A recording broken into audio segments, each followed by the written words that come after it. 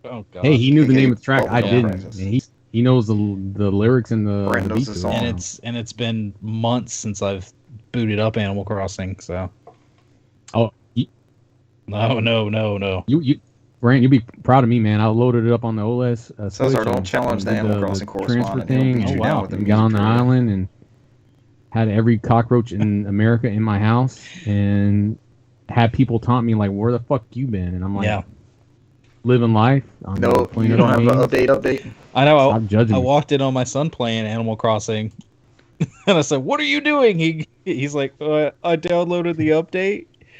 Did he throw it in the corner like, "I'm doing nothing"? I said, and I had to ask. I said, "Okay, so how many people left?" He goes, "Oh, they don't leave in this one. They stay there." I'm like, "Oh, okay." They just bitch you out. I think. Yeah, they were there. I thought they were gone, but they're there. Because Son, where'd you They've been Richard. They've been waiting for you to build their houses for like a year and a half. They're still like, man, we can't even move. That's like you just tell them it's the market. yeah, The man, market's supply crazy right chain now. They have to shortage, wait. man. It's just Oh, so my two. They're waiting, man. people that They're have to waiting. They sign like to get why their don't they shit for sold their their house? They're home gonna on be the other fucking island they're in, and they're living in a It's a- hut. it's- It's like it's leaking it's a water and seller's rain, market. and they get like malaria or something like that. They could be in pain. Can you respond Yeah, to I them? mean, my Yo, island's I don't full, owe so they them an can't come to my explanation. island, Fuck so. them. They had me building their house.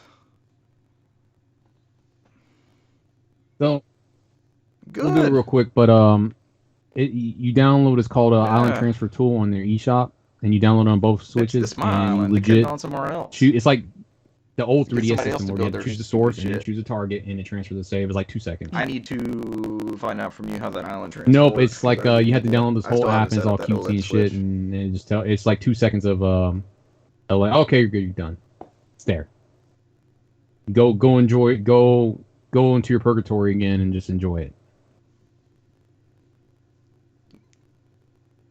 Oh, the pigmen don't do it for 30 minutes.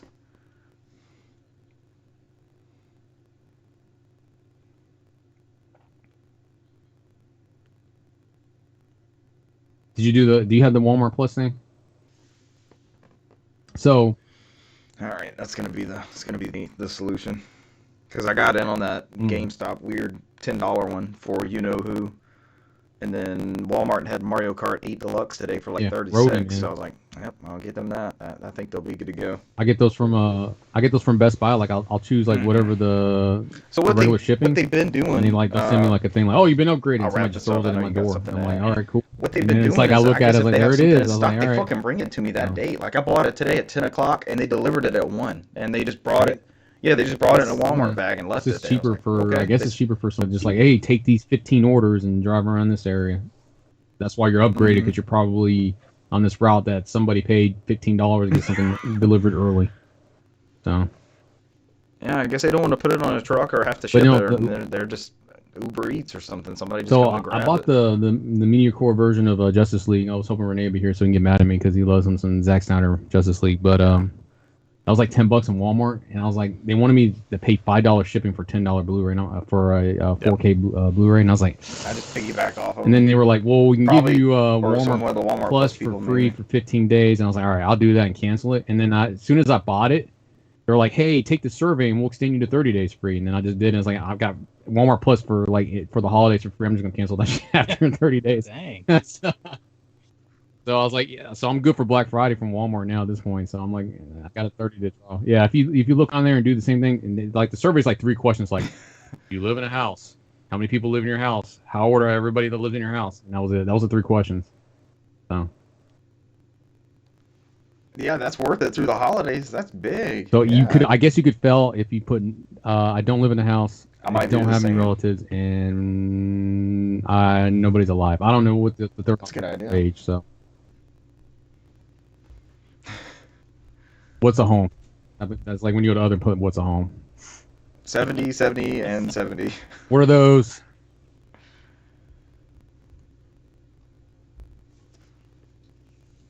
Yes. We do I'm this a every pilot. week, and you're always Yeah. surprised at how we just keep going. I'm at home one day out Could have of been 70. 184. That might screw you. I don't know. What's home? I mean, we could have called it the Brant Show. Put up there the Brant Show. All right, let's go live. All Brant. Brant, did you update the episode number 183? We're already up to 183. It's just gonna be one man ranting, and in his room just ranting constantly, and like, hey, watch me play Metroid, and then he'll just turn around and start playing Metroid. Could have been probably like 190 by now. I think we missed that many weeks. Be ranting. Yeah. You have to have one of us has to do the Photoshop skills and just have like your logo come through with the Branting logo, and then with some kind of sound effect. Yeah. Is that when I go off on Crash Bandicoot 4 He's again? Branting. You have a segment where you go off on something in a game. And I'm over here bitching about hit points, and you're bitching about hitboxes. Why is everything squared? Why is this box here? Why can't I hit this thing? I got a good one to talk about today, fellas. Hell yeah. Right, here we go. I'm here for. That's why I come in every week. Hitbox, bitch. That you beat? You beat the game? This game's garbage. I'm going to beat it.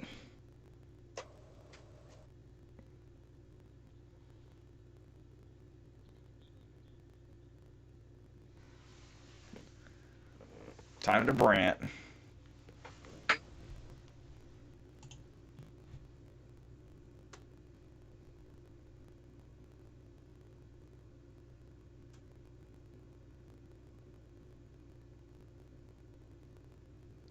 Ladies and gentlemen, welcome to episode 183 of the NOFODcast. We are no outside food or drink, the Southeast premier video game podcast, but the number two baseball team organization in the city of Atlanta. That, of course, number 6 with number extra one title dip belongs to our Atlanta Braves, World Series champions 2021. I had to throw that in there. Tonight, Sega has a new partnership with Microsoft, ? Drive through the Cluckin' Bell in VR and order 2 number 2s and 5 number 10s. 2 number... Yeah, Brant knows the order. That's awesome. Microsoft is exploring the third dimension. It's more VR stuff, it sounds like. PlayStation Mobile name change. Hello, I'm here. Another Microsoft. Another Marvel game. I hope another Microsoft game's in development. Another Marvel game is in development. And we have your November Games Will Go, Game Pass, PlayStation Plus, and PlayStation This is the time I thrive. I am Richard Bergman, joined tonight by I'm like vampire, man. I can't do the all extra sunlight. I'm over here like I'm driving home. The sun's already going down. I'm like, fuck yeah. Welcome, fellas. That's what I want. It's fucking. Have you seen this area I'm in? This office is pitch dark. I'm stubbing my toe on like random stuff. It's like, fuck, and I keep doing it to myself. Time skip was killing me. That's the way I like it. Wasn't gonna happen.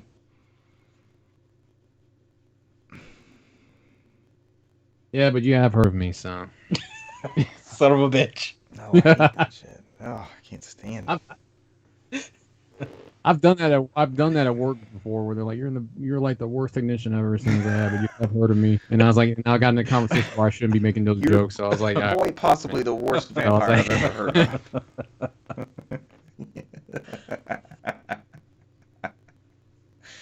Hey, I set him up. He just spikes it. That's how we do. What?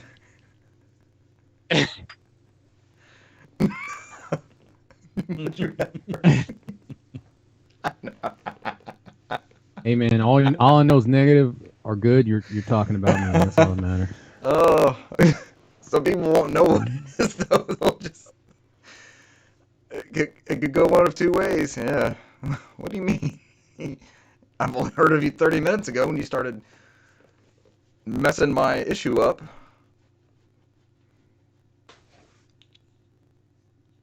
Yeah, but you have heard of me. Alright, let's get into this old news. What have we actually heard of? I just flipped over.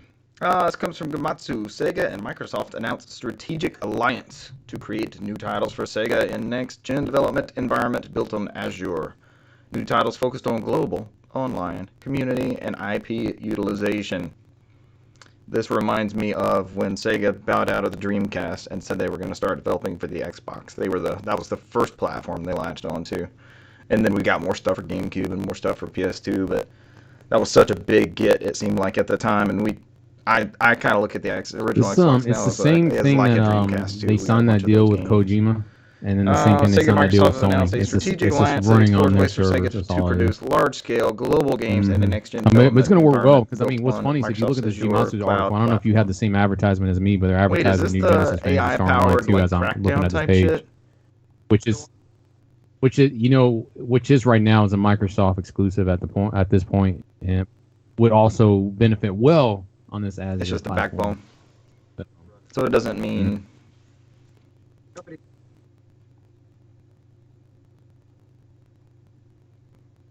I don't have that one. Mm-hmm. Yep, running on that in the background.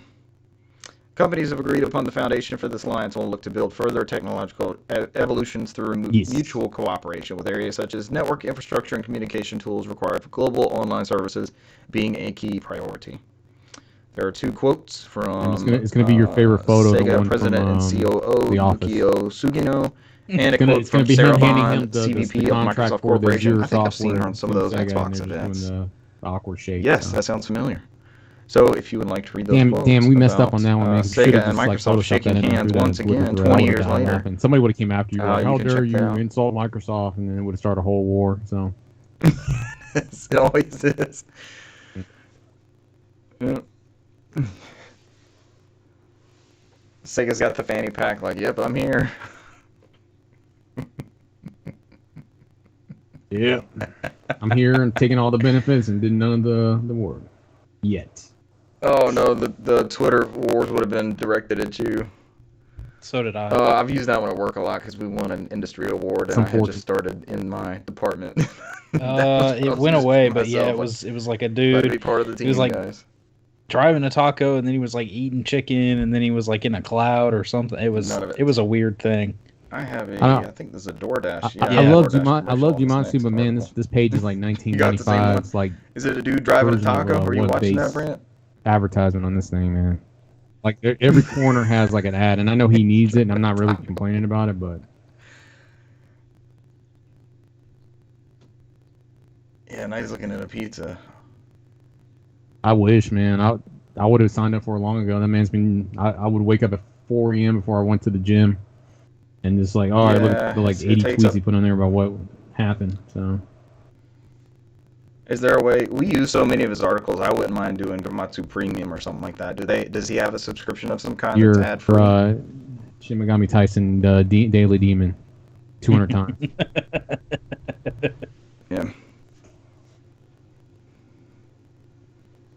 Yeah, I think if you just it's one of the few that I had alerts for everything, and I'll see like when I wake up in the morning. I remember, I know it's bad enough you mentioned something to me. Like, offshore news did we get overnight? Thing. I mean, it's still happening. It's like 201 just happened today. I was like, holy shit, the game comes out Friday. How many demons are in the game? You told me to mute it and just block out like Daily Demon. I just still get them. I'm like, dismiss. Then we'll have somebody come and bitch about when they do remakes on that one, how they took out the old demon every day, decks. And it's continued since then. It's never stopped. Demon decks. Yeah, there's this bitch about the demon decks. How they cut out like Generation Gen 1, 6 now we'll start getting Gen 2 Daily Demon update. And they'll come out with Let's Go Shin Megami Tyson. And they'll just have like one demon in there. Or censored them. Oh no. Oh no, the demon decks. Give us the full demon decks, you cowards.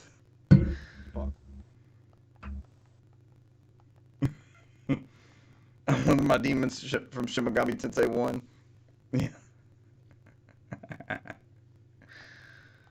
Oh god, that's good stuff. Alright, this next article is also from Sal Romano and Gamatsu. Grand Theft Auto San Andreas announced for Oculus Quest 2, joining other genre-defining title, Resident Evil 4. It is coming to the Oculus Quest 2 experience, Los Santos, and virtual reality, says the article. Yeah, get a new perspective on Los Santos, San Fierro, and Las Venturas as you experience again or for the first time.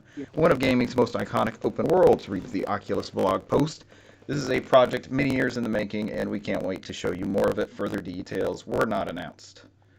So this is another pretty big get by Oculus. Yep. I did see, and it wasn't part of this. Because I'm sure when that gets to the capture parts, it's going to be a picture of Pinocchio. I did see they were going to scale back some of those Facebook requirements for the Oculus. So, Cesar, you might be able to unlock yours before too long. Yeah. I don't know what the concept, like the whole aspect of it was, but they were going to roll back some of the Facebook integration with I'm excited about just doing the whole looking through CJ's eyes as I go, oh shit, here we go again.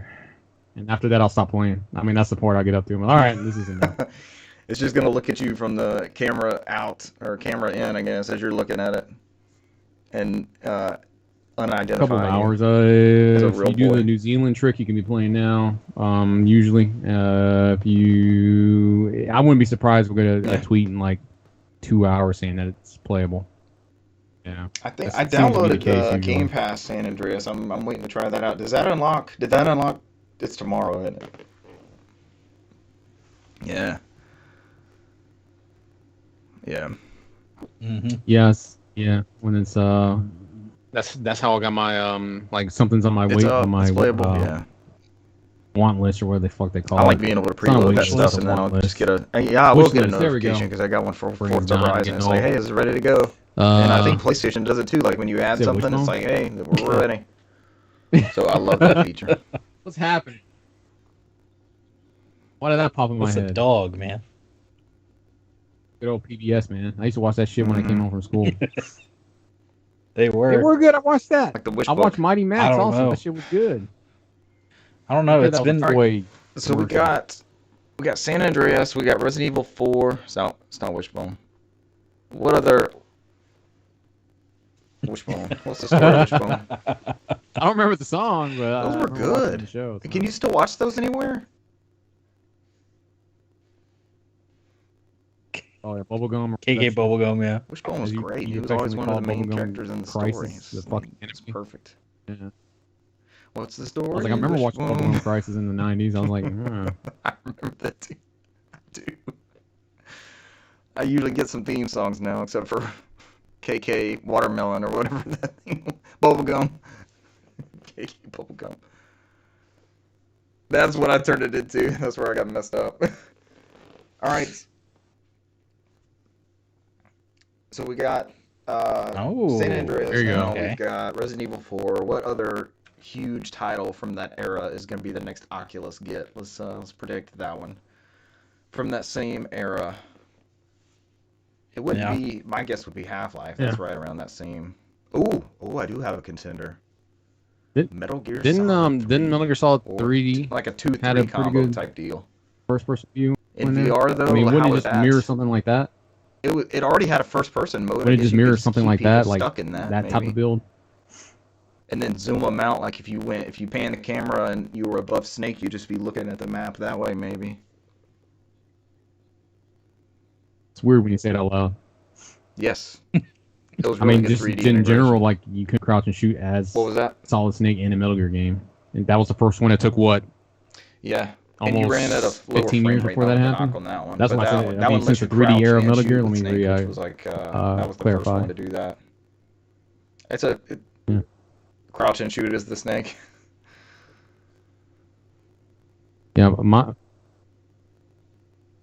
Yeah, mine would be my VR game would be Shinji Mikami apologizing that Resident Evil 4 ported every fucking thing ever made, and it should have just been a GameCube exclusive. That would be my VR game. Yeah, like a very specific build of that game too that already had 2 ports before that. I think. He said he came back. He's like he only designed it for GameCube. Like Capcom just give him. The HD collection, and we had Subsistence. It was not done by the Clover team, so. It's only going to be on GameCube. What was it, like 8 months or 10 months later? It was on PS2.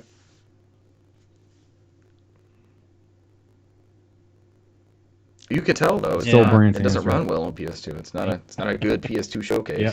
After you said it, he's like, "Holy shit, that was my answer. You just said it." Yeah. No, I was thinking around Half-Life as well, but I mean they did just do Half-Life Alyx. Throw in there. So I don't know if they. A cheat answer from that era would be Metroid Prime. Yeah. I know it's impossible, but you know. Yeah. Brant, that's what you're going with, For me, Prince of Persia: Sands of Time. It always is Prince of Persia: Sands of Time. I love Sands of Time, man. No. It's definitely. I was uttered that phrase a lot. They've got their Vive platform. I platinumed that game because I can only read one time less than 5 times. So I saw. That's not how I remember. Like a bunch. It's pretty good. I was like saying it in my sleep as I woke up. No. That's not how I remembered it. For the whole game, I got the platinum on it, yeah. Dang. I love me some Sands of Time, man. I went back there and got the platinum. I was like, hell yeah.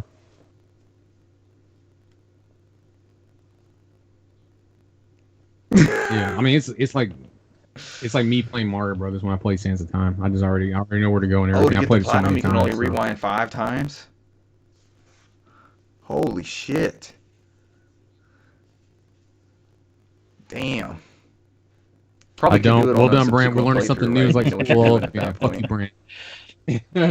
So, Microsoft just announced Microsoft Teams Metaverse for meetings and video calls. All right. Next up, but Microsoft they're also is planning planning to 3D do it metaverse for gaming as well. For Xbox and gaming. I guess Microsoft CEO Satya Nadella was speaking with Bloomberg. Let's all learn together. Saying that they were absolutely going to focus on gaming for the metaverse with Xbox. She mentioned, or they mentioned, what was it? They mentioned games like Halo as a metaverse, Minecraft, Flight Sim, and talked about how, technically these games are like a 2D experience and they want to take them to like this 3D 3D world and make it its own experience to where you can put yourself in there. They talked about how they'd kind of been working with it with Minecraft. They had that they showed off that Minecraft like AR VR kind of experience. What was that, a couple years ago? They showed off kind of that headset with that concept, that HoloLens, yeah. Which but they kind of, right? kind of never went anywhere. But they say they are working on it. They didn't give too many details. It was pretty vague. No timetables or that was concrete plans. But we all thought that was going to be the HoloLens. Of course, they just said Halo, Flight Sim, Minecraft, and I know that they've with PC you can use VR headsets on Flight Sim. I believe it's actually compatible already. So, but gosh, oh yeah, that would probably be a good one. Gosh, could you imagine trying to capture the flag in VR on Halo? No, it's me puking and laying in bed for 3 hours trying to get down from whatever high I was up. I can see Sea of Thieves being one of those at some point. They've really taken off with that, it seems. Mm-hmm.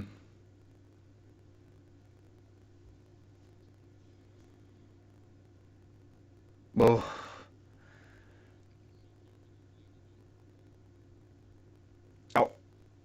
I watched somebody, friend of the show, Jeremy sent me somebody had wrangled some sort of 3D mod into the Warthog run at the end of Halo 3, where like all the plates are crashing and the Sentinels are shooting you and all that shit. And it was just a video. Like I was hoping it would be one of those freeform ones, like where I could put the headset on and look around. But instead, you're just watching them record their VR experience, and it was like, oh my god! No rush of blood. And it was it was fully rendered. It was the whole Warthog run, and that shit fucking ghosts in my face. I'm like, no! I stopped after that. I was like, I can't do this. I'm like, I'm not. I love horror games, but the thing's fucking there staring at me, and I'm like, it knows I'm there. Try that, as I'm like a rush of blood. I don't know what's gonna happen. Where it's all on rails, and you could just go through it. Rush of blood. He kept going. At least he kept going. He just Ghosts in my face. I don't know. That shit wasn't that scary though. Yeah, man. I love scary, man. I just can't do it when they're staring in my face. I got that great clip of Russell screaming at him, because something he did. But yeah. I watched the man cower. I watched him cower in fear. It took him down. It took some years off his soul.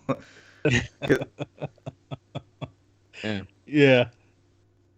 It's like it's the way that's what my guess is. If I was in like the Ghostbusters world, that's what I would happen. It's the way it draws you off. You have to shoot something off to the side, and then they bring you back, and it's there, and it's just that. I don't know. They're kind of cartoony. He was like, "Whoa!" Yeah.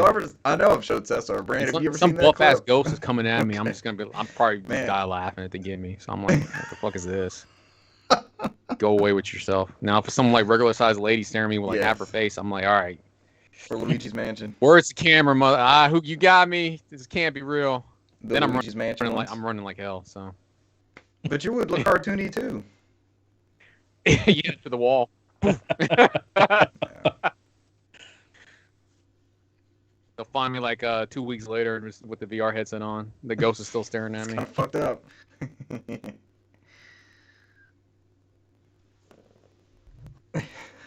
in your headset. All right. Yeah. Through the wall. That's how it goes. It destroys him. I don't know. It's been so long. I mean, it was like that. Because what was that? Their Halo. Geist. They're Geist supposed to be was like their your version of game. Halo Geist is on what the they GameCube market it and as. VR on Oculus. Not everybody can make a Killzone Halo killer. Does anybody play Geist? Is it good? You look on the back of the box, is what it says, sir. I didn't say it was right. I'm just saying that's how it was. What was that other one? Halo? developed I don't think first-person Geist shooter. ever advertised that. Yeah.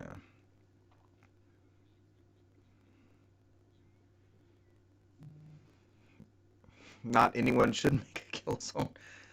They got better. Yeah. On Geist or No, Killzone? it's they only advertise it as Yes, possession. No. I know Killzone did because I had to sell Killzone. It was man, in I was space. so hyped for I don't think it was a Haze, Nintendo Brant, you Studio. mentioned that. It was That was my team. it's Free out, Radical was second my party, jam, third man. party. I loved everything they made. And then it just fell I mean, this is flat. like my I don't shit, think man. I've It's ever like- even played it. It's got the weird cartoony graphics of back in the day of the Take 3D possession. models. Who made that one? What studio within Nintendo? Do you remember? Absolutely not. I'm gonna open it up and there's In no disc Space in did here. it? No, there's one. Okay, it's gonna be like your Tales of Symphonia all over again. Yeah. For Nintendo. You got disc one finally?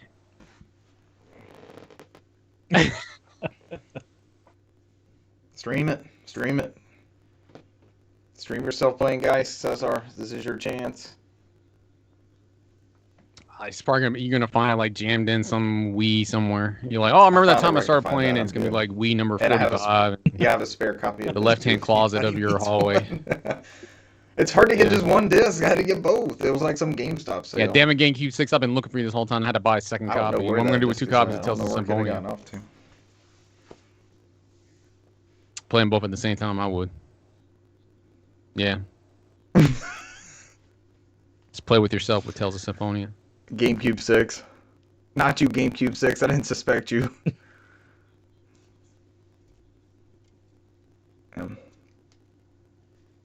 What would I do?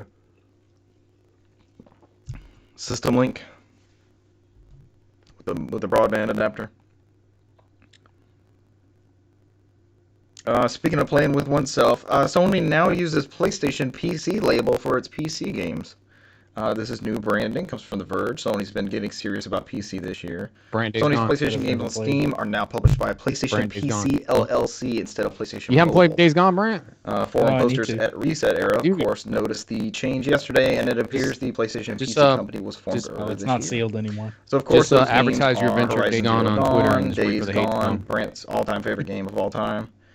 Oh, Days boy. Gone.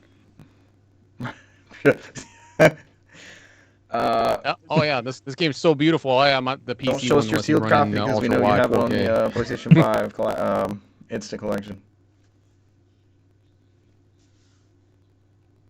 No, he had bought it and he was like, oh, and then because he had saw Specifically the Days Gone in the PC one. background. And Yeah, his when the old hate place, comes, it then just say kept it's pointing out actually Days no, And I Gone. just my kept bad. going out with Days Gone.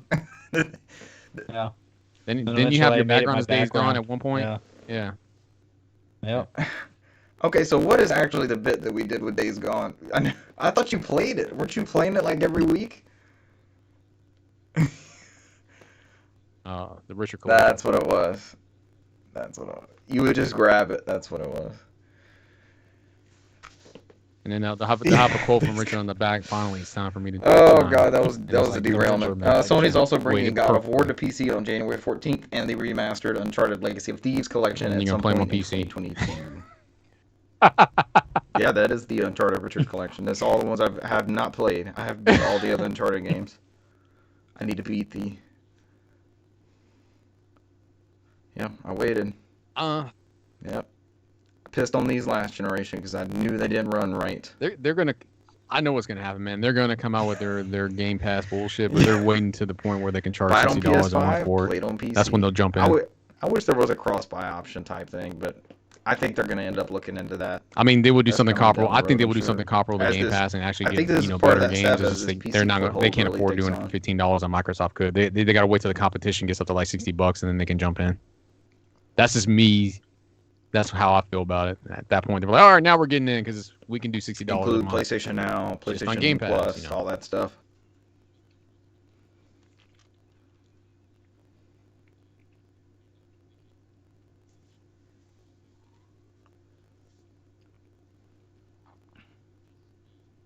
Yeah.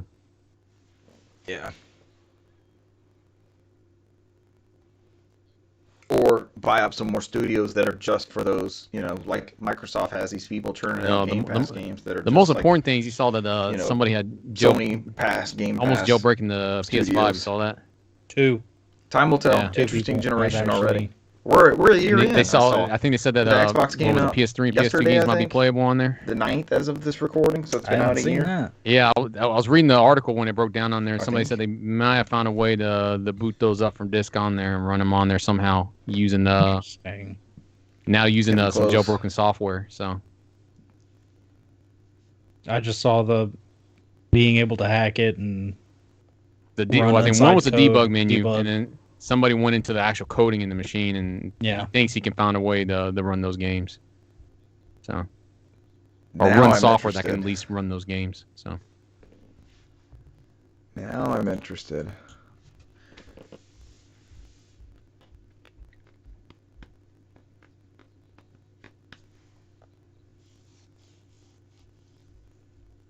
is it just the we're just going to go ahead and do the Office Space picture for that conversation too? Yeah. The rest of the article is just Herman Hulse and Jim Ryan quotes about PlayStation being the best place to play, and that games will come to consoles, but they will be looking at the PC market.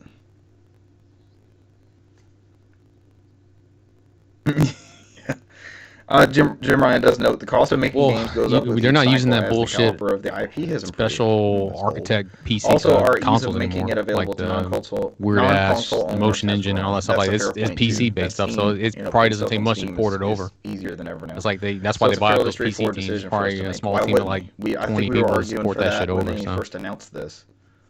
So.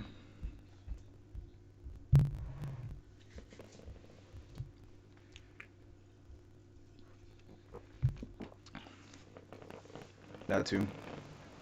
I don't think they've done anything that's been like it's not. We haven't had like Ratchet and Clank or Returnal on PC yet. I guess that would be Yeah. a Are there test. any next gen So. PS5 games yet? No, there's none yet for PC that would use that, like the special SSD or anything like that. I don't believe. Yeah.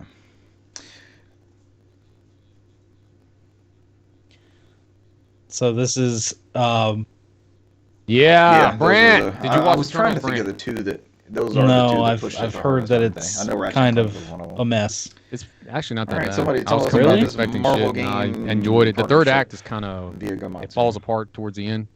One of It's our not. It's Marvel definitely experts. not. It's one of the lower tier Marvel ones, but I've actually enjoyed it. Marvel expert Yeah. Brandon Keith. I figured with as many characters as they had, especially being brand new characters, not established, at least within the universe, that it would be a little harder to introduce and juggle all of them in an introduction movie. I will say they did a pretty good job, and it's because I think it's because of the filmmaker in there. And I don't want to derail too much on the Marvel shit, but the filmmaker in there, she did a pretty good job because like the way that the movie starts, you start on the beginning where the whole team is together, and then you start out into the future when they're all apart, and it kind of like they cross over as you go through these different timelines, and it jumps back and forth the present day into the past as they go through, and you see them slowly get apart in the past, and you see them slowly getting together in the future. Is a nice touch. But it's definitely, I don't, it's definitely one of the lower tier ones. I enjoyed it though. The ending kind of falls away for me. Gotcha. But every character, even the characters they introduce in the credit scene and in the ending credit scene, are all new. No existing characters. They all went new with everything. It was refreshing. Cool. It's not that bad. I came in expecting shit, and I just went in there and just watch it, and I'm not saying it's the greatest thing I've ever seen. It was better than I thought it was. Pleasantly surprised. Yeah. Believe it or not, Richard, this is probably one of the ones if you were not worried about any of the other bullshit that happened in the other Marvel movies, so kind of like how you went and watched Black Panther. It's kind of like that movie. You're coming in fresh. You don't have to worry about knowing any backstory for anybody else in other movies. It just you come in and just you get a new experience with Marvel characters. As a casual fan, do I know any of the characters in there? I'm sure you would be okay just waiting until it comes on Disney Plus and just streaming it. So. Well, I mean, Shang-Chi's gonna be on Disney Plus Friday. So. Oh wow. I knew it was soon. Shang-Chi is really good, man. That's another one you can kind of get in there. There's the mid-credit scene has some so previous Marvel characters you haven't seen yet, since you haven't seen in the newer movies. So, but whether or not that's going to make a difference to you or not, you can basically watch up to the credits. Is that another one I can jump right into? So that's all you have to do. But Shang-Chi is really fucking good, man. It's really good. Spider-Man. The long-awaited Spider-Man. Spider-Man. And you see they keep leaking photos in that movie, man. I was like, Kevin Feige's gonna find somebody, man. Yeah. Cool. We still don't know who's the final person in the Sinister Six. So they confirmed everybody in the movie poster, but the sixth person. So. Yeah. Spider-Man. Pretty much. They leaked the photo with all the Spider-Men together, so like I said, it's been leaking. So the Goblin's back. So on to the game side of things. Yes. Skydance new media, triple A interactive division of Skydance Media, helmed by the amazing Amy Hennig, which was, of course, the series writer on Legacy Uncharted and Legacy of Kain. What game? We talk games here? Yeah. The greatest game I've never will get, ever.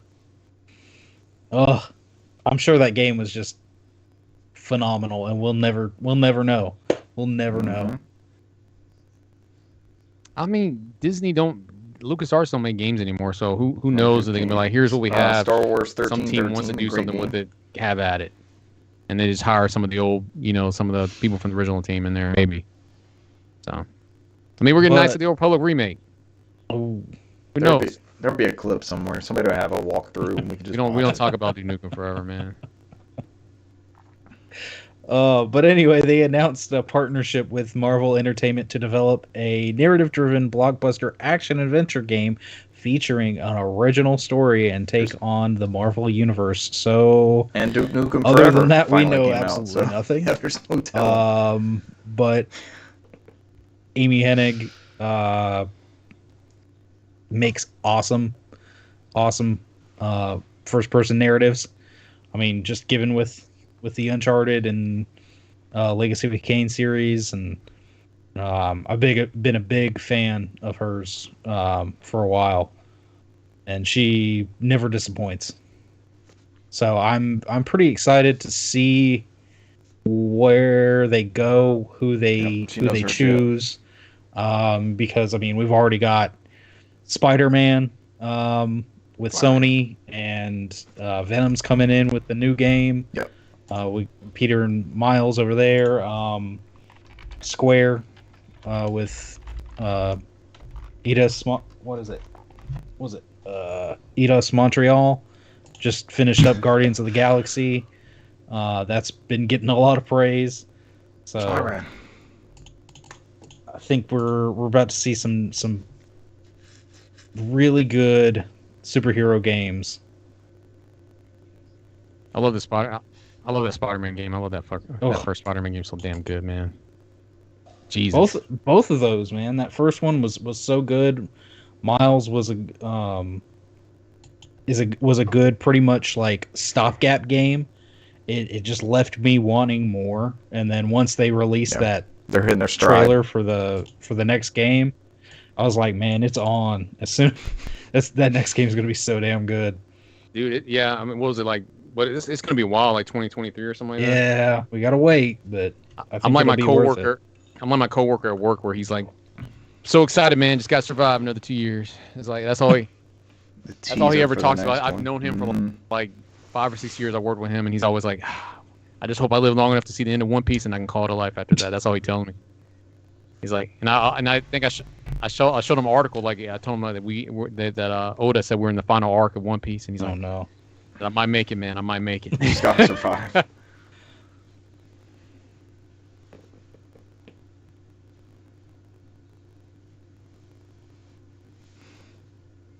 Make it to the end of One Piece. He stays on top of it. I mean, we got one of our coworkers on there to start watching One Piece, and he through the pandemic when it started, and I think he's up to like episode 600. He blew. That's a daunting dream, though. That's a long ways out. He's the one I mentioned on here before. He's not now. He's got like if he starts at issue 1 now, it's a long ways out, but he's probably caught up, right?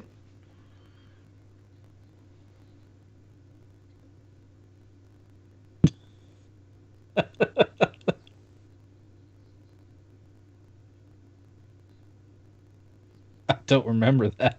Yeah. Yeah. No. I looked up Amy Hennig real basketball quick, game? and I forgot that she was a lead artist on. This is not the basketball game. Michael Jordan Chaos in the Windy City. Yeah, this is the Michael Jordan one.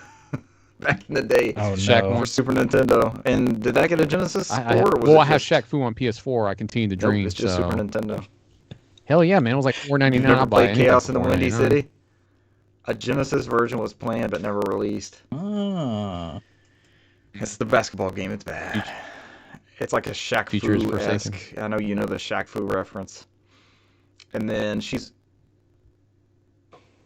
That's about it. There's not a lot with that. But she's also working on Forspoken, that game that they've been showing off for about a year or so. I forgot she was part of that along with Gary Whitta. I think it's going to be a solid game. Yep. Send him some love. All right, carry on. Is that it? Is that it for that story? Yeah, a couple quotes. I did not get that one. Now I got the HBO Max for more Kombat. Godzilla vs King Kong. Traffic with our dozens of listens. I got the I got one for The Office. Watch that. I've talked about The Office. Now show me an Office. Oh yeah, it knows you. Watch that whole ad like me and Brent did. And then I got the one with Dune. It goes places. Now for HBO Max. Dune's a good fucking movie, man. Off.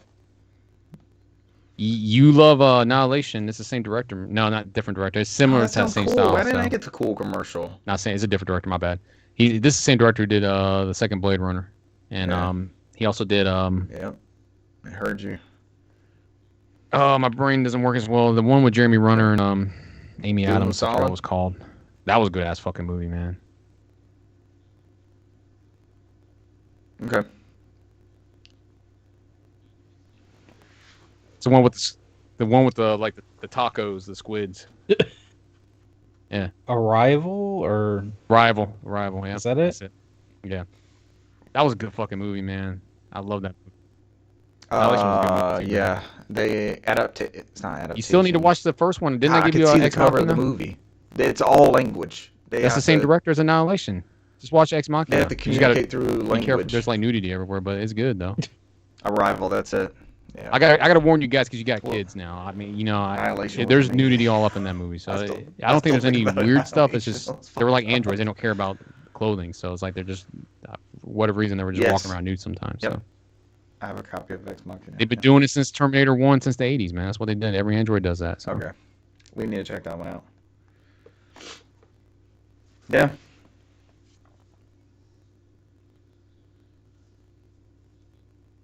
No more of your War of the Worlds.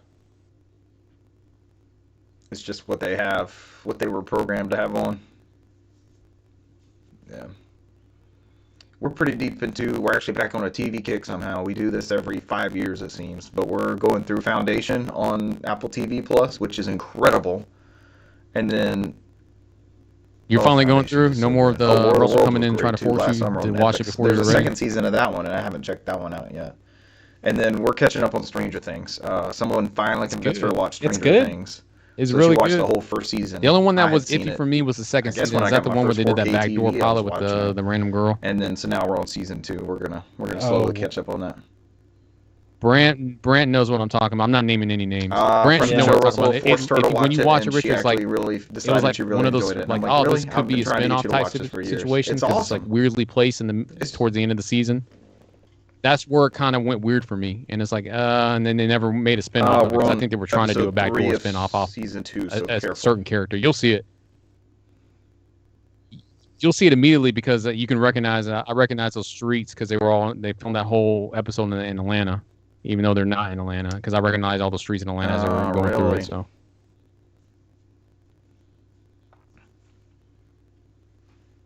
Oh. Okay, they were trying to build up a Stranger Things verse.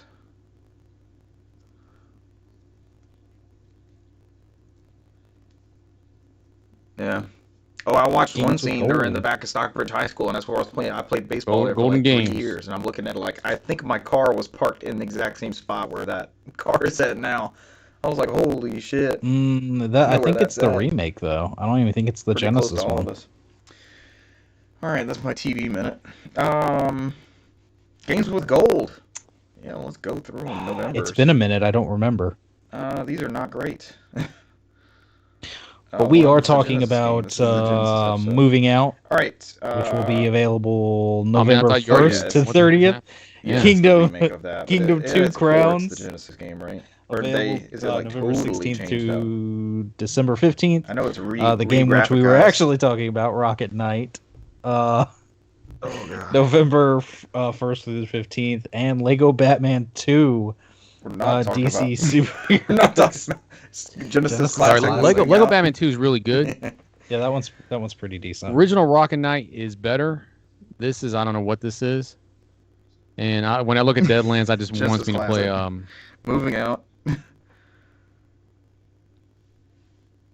Genesis Classic, Lego Batman 2. It's that expansion that I want. Yeah.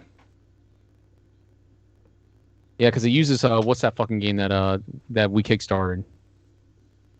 The Castlevania spinoff. So the image at the top has Deadlands. If you look on here, the main character Bloodstain's on that cover. It's like Kingdom a crossover 2 with Crowns. What gives? Sure. Oh, Deadlands is the expansion for that?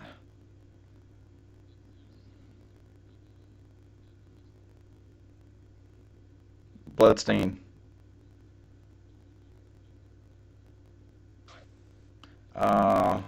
Is she the new Shovel Knight? She just is everywhere, Miriam? You forgot Transactions. Oh yeah, it does look like her. What the hell is Kingdom 2 Crowns? Build your kingdom and explore new lands in Kingdom 2 Crowns. Play the role of a monarch. Somebody accidentally leaked out what they were and protect your realm from the forces of the greed. You'll enjoy exploring medieval lands, dark realms, and feudal Japan in a beautiful pixel art setting with micro-strategy elements.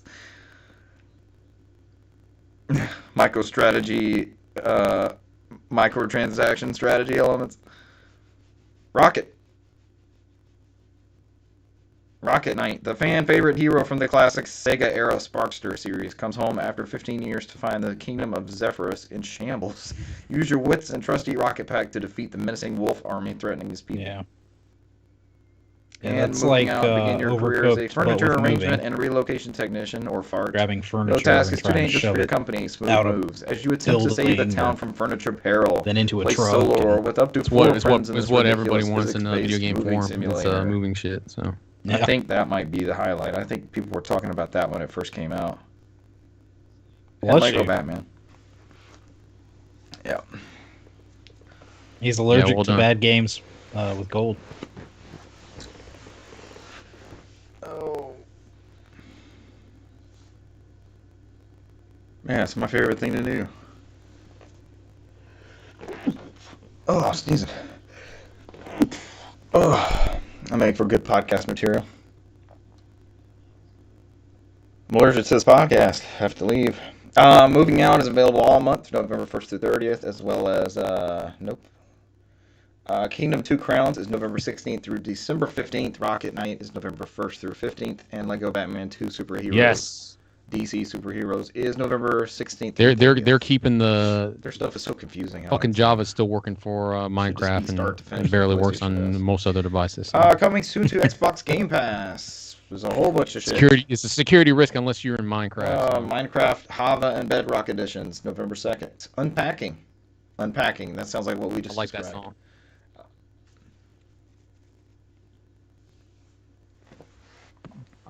Middle finger guy. That's all I remember. Yeah. It's been removed from everything else. Fucked awesome. It takes... You saw that there's gonna be like 50 game announcements. It Takes Two. gosh. That's a pretty big one that comes to Game Pass via EA Play. That I can't. is a co-op adventure. I'm old, from, man. I'm fucking old. I can't Joseph do that shit. Fares, Up to 1 a.m. Our Oscar. There's already too much stuff coming out next February. Oscar guy. We don't need more Hey, stuff. the in Kiwis are coming February. up. We might see. I want everything to come out one day in February. I want 28 new I love games the in Kiwis. February. That's I gonna be a want hell of a one show game after a day. after the Kiwis. Let's go. Let's watch it together. As I sound like a robot. And then somebody will trade in new copies of the game before it came out to you. It's only whatever y'all maximum limit was, right? They used to do this back in the day. We would have like 8 new releases on one day, and it's like, sure, I guess everyone picked this one.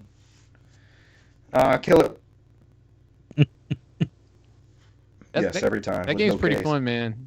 Kill 2 on Xbox, 2 on PS2, 2 on GameCube, and it's 2 on cartoony, PSP. and you got to go in as an exterminator, and you have to no case. You have to check different areas, and like they give you different shit. So it's like you can use like a blowtorch or different weapons to kill these spiders, and like I guess all these spiders are from like Australia and New Zealand because they're poisonous as fuck and they'll fuck you up. Manager. So it's like you have to. It's like there's points in there like, yeah, I'm not doing this anymore. I just walk out the house and just left and leave infested. So like it's pretty fun, man. It's not that bad. It's a good time. I don't know if I pay money for it, but I don't know. Raccoon is a. I mean, I don't think John Goodman's in Kill It With Fire, but he's definitely arachnophobia. So.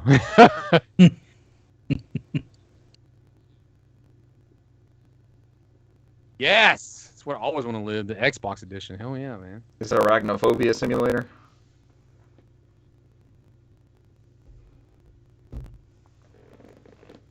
I was gonna say it's John Goodman playable character. Football Manager. Yeah. Football Manager Xbox Edition. Yeah. Here's a big one, Forza Horizon 5. I'll be speaking on this a little bit later. I was surprised that Michael Jackson was on a Sony exclusive since Sony owns that music catalog for Michael Jackson. That whole collection has 99% of the music tracks, I think, is what it breaks down to. So the thing Sony bought it from his estate, so I think they own it. Missing Michael for Jackson. however long they own it, so. Or there were 2 other artists, I think, that were not in there. I mean, it's just gonna be them writing a check to themselves. That's all they're doing. Like, and it just offsets. Yeah. That's what I'm saying. That's why I'm surprised it wasn't a Sony exclusive. They just touted it. Oh, we got the exclusive Michael Jackson song. Right, but it's still like I would assume it's still an expensive license to get added to even just games, right? Damn, I wish Ozzy Osbourne. But not for these other versions. I was going to say, it's got to be Bark at the Moon. I remember that one in there. Yeah, this comes from NME. Here are the songs missing from the GTA the trilogy. Ozzy Osbourne, Kate Bush, and Michael Jackson are among the artists not returning. Oh, not Lionel Richie, man. You can't take one on Motown. Bark at the Moon. Here we go. Ozzy Osbourne, Bark at the Moon, Kate Bush, Wow, Michael Jackson, Billie Jean, Get out of here. A big one because that's when you first jump on the bike, go by City. It's an awesome moment. Lionel Richie, Running with the Night, Herbie Hancock's Rocket, Africa Bambata. No! Plus the Soul Sonic Force, Looking for the Perfect Beat. Michael Jackson, Want to Be Starting Something. Sieg Sputnik, Love Missile F-111. Gary Newman's Cars, that one hurts. Gary Newman in the Two Boy Army. ABC's Poison Arrow, Anika's Japanese Boy. The Bugles Video Killed a Radio Star. I don't know. Oh my gosh. Yeah, Feel the Noise. Stars and Shambles. Ah, yeah. Mute, Block, Unfollow, GTA Trilogy.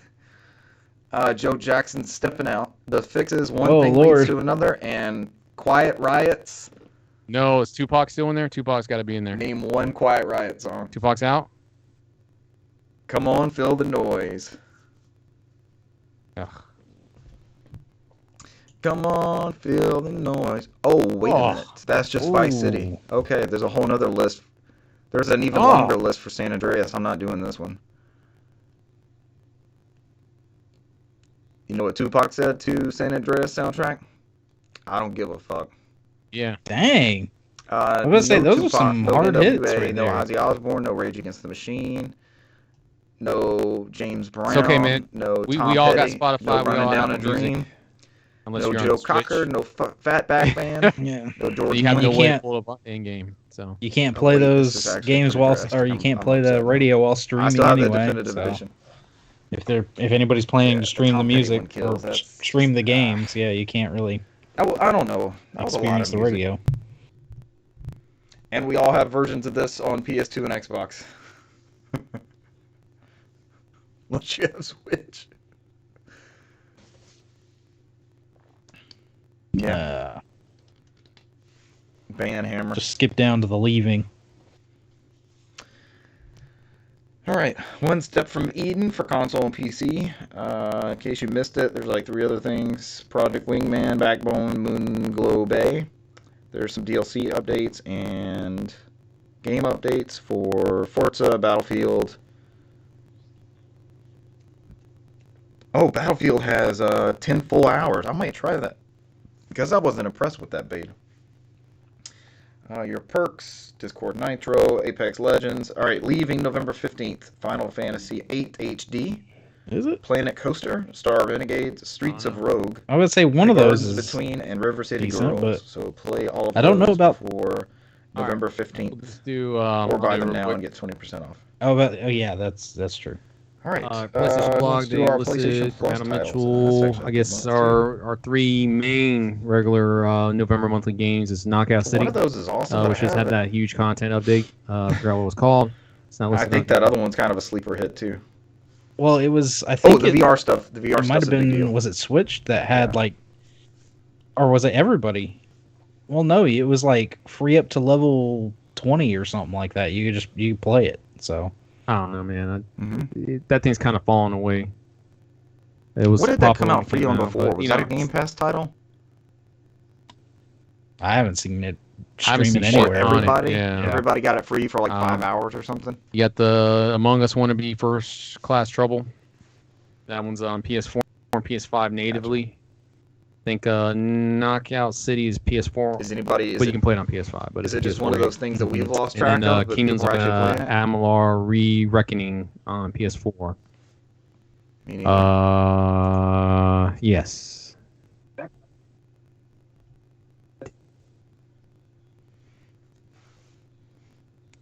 In your VR titles, you have the Persistence on VR, which also entitles you to the PS5 version. Just FYI, so when you download the VR one, go in there and claim the PS5 version, which is not VR. Did that get a Walking next Dead: gen Saints and update Sinners, at some which is also a point? good game. Mm-hmm. Maybe this will push it through. And if it then hasn't. Into You Fall is also on PSVR, which I heard was not that bad of a game. So it's a hack and slash roguelite. So it's probably just me puking after 2 hours. So I heard that was a great game. I haven't played that one.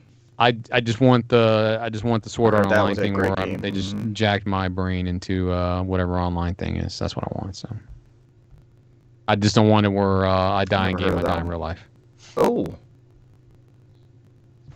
Sure, if you wanted to go with that. I don't know how you die in the Matrix. as you look but- at your heroes top down. Yeah, I don't remember how they die. That's what I'm saying. Like I see them die in the Horribly. real world. I don't know how it affects them in the I'll real accept world. this. I know Permanently. Sword Art Online. I know in Sword Art Online it fries your brain when you die. So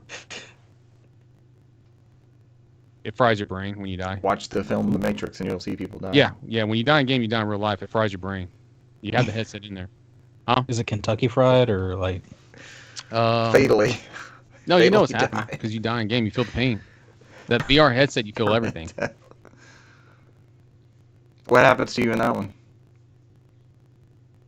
Physically? Do you know what's happening?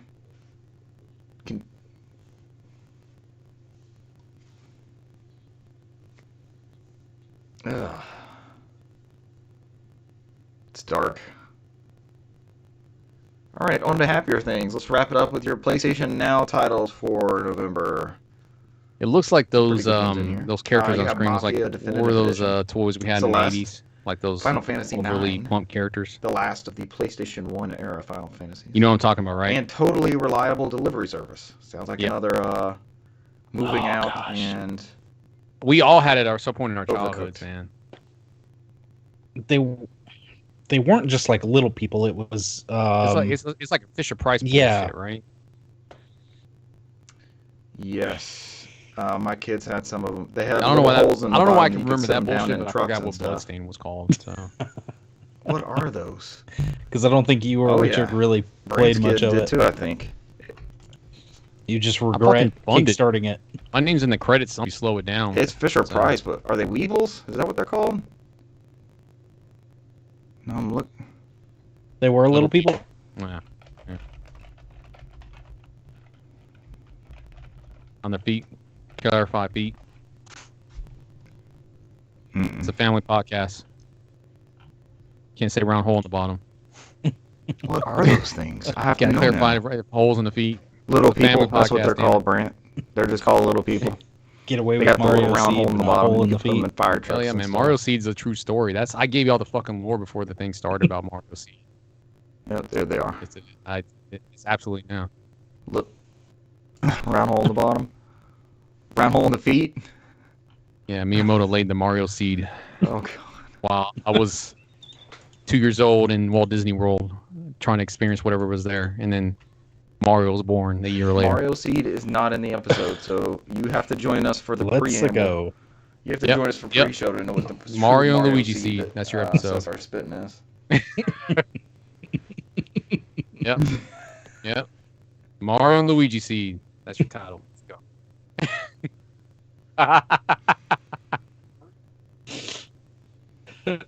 Same time, the timelines match up. They cross over. It's inside Bowser stores. It's just like you were telling us with Oh Eternals. God, Bowser's no! Eternals inside flash forwards, story. it goes No, backwards. not the Mario Seed inside Bowser's story. I don't know if I could do that. 'Cause first you got Mario Mario and Party Luigi Seed. Dream Partners, and then you got Mario Oh and Luigi no! Dear God, some of those games. You got Mario and already Luigi, releases Bowser. Mario Seed. Odyssey. Seed. Mario Odyssey. Odyssey. Yeah, there you go. That's probably the best one. Yeah. And then you got Mario and Luigi Superstar Saga. Post Siege. And by then, it's like just Miyamoto singing in a chair and talking to me about how he created the Mario Seed. What? Waiting for his turn. Yeah. Yeah, Super Mario Odyssey. At that point, I know I would be dead. I'm like, I must be dead. There's no way this is really happening. Oh, Cesar, you have to play the whole Seedology to get the lore with I everything. don't even think that's a dream. If that's a dream, I'm checking myself in somewhere. I'm like, dude, there's something wrong with me. Nobody dreams As this. Donkey Kong stands in front of the door. Hell no.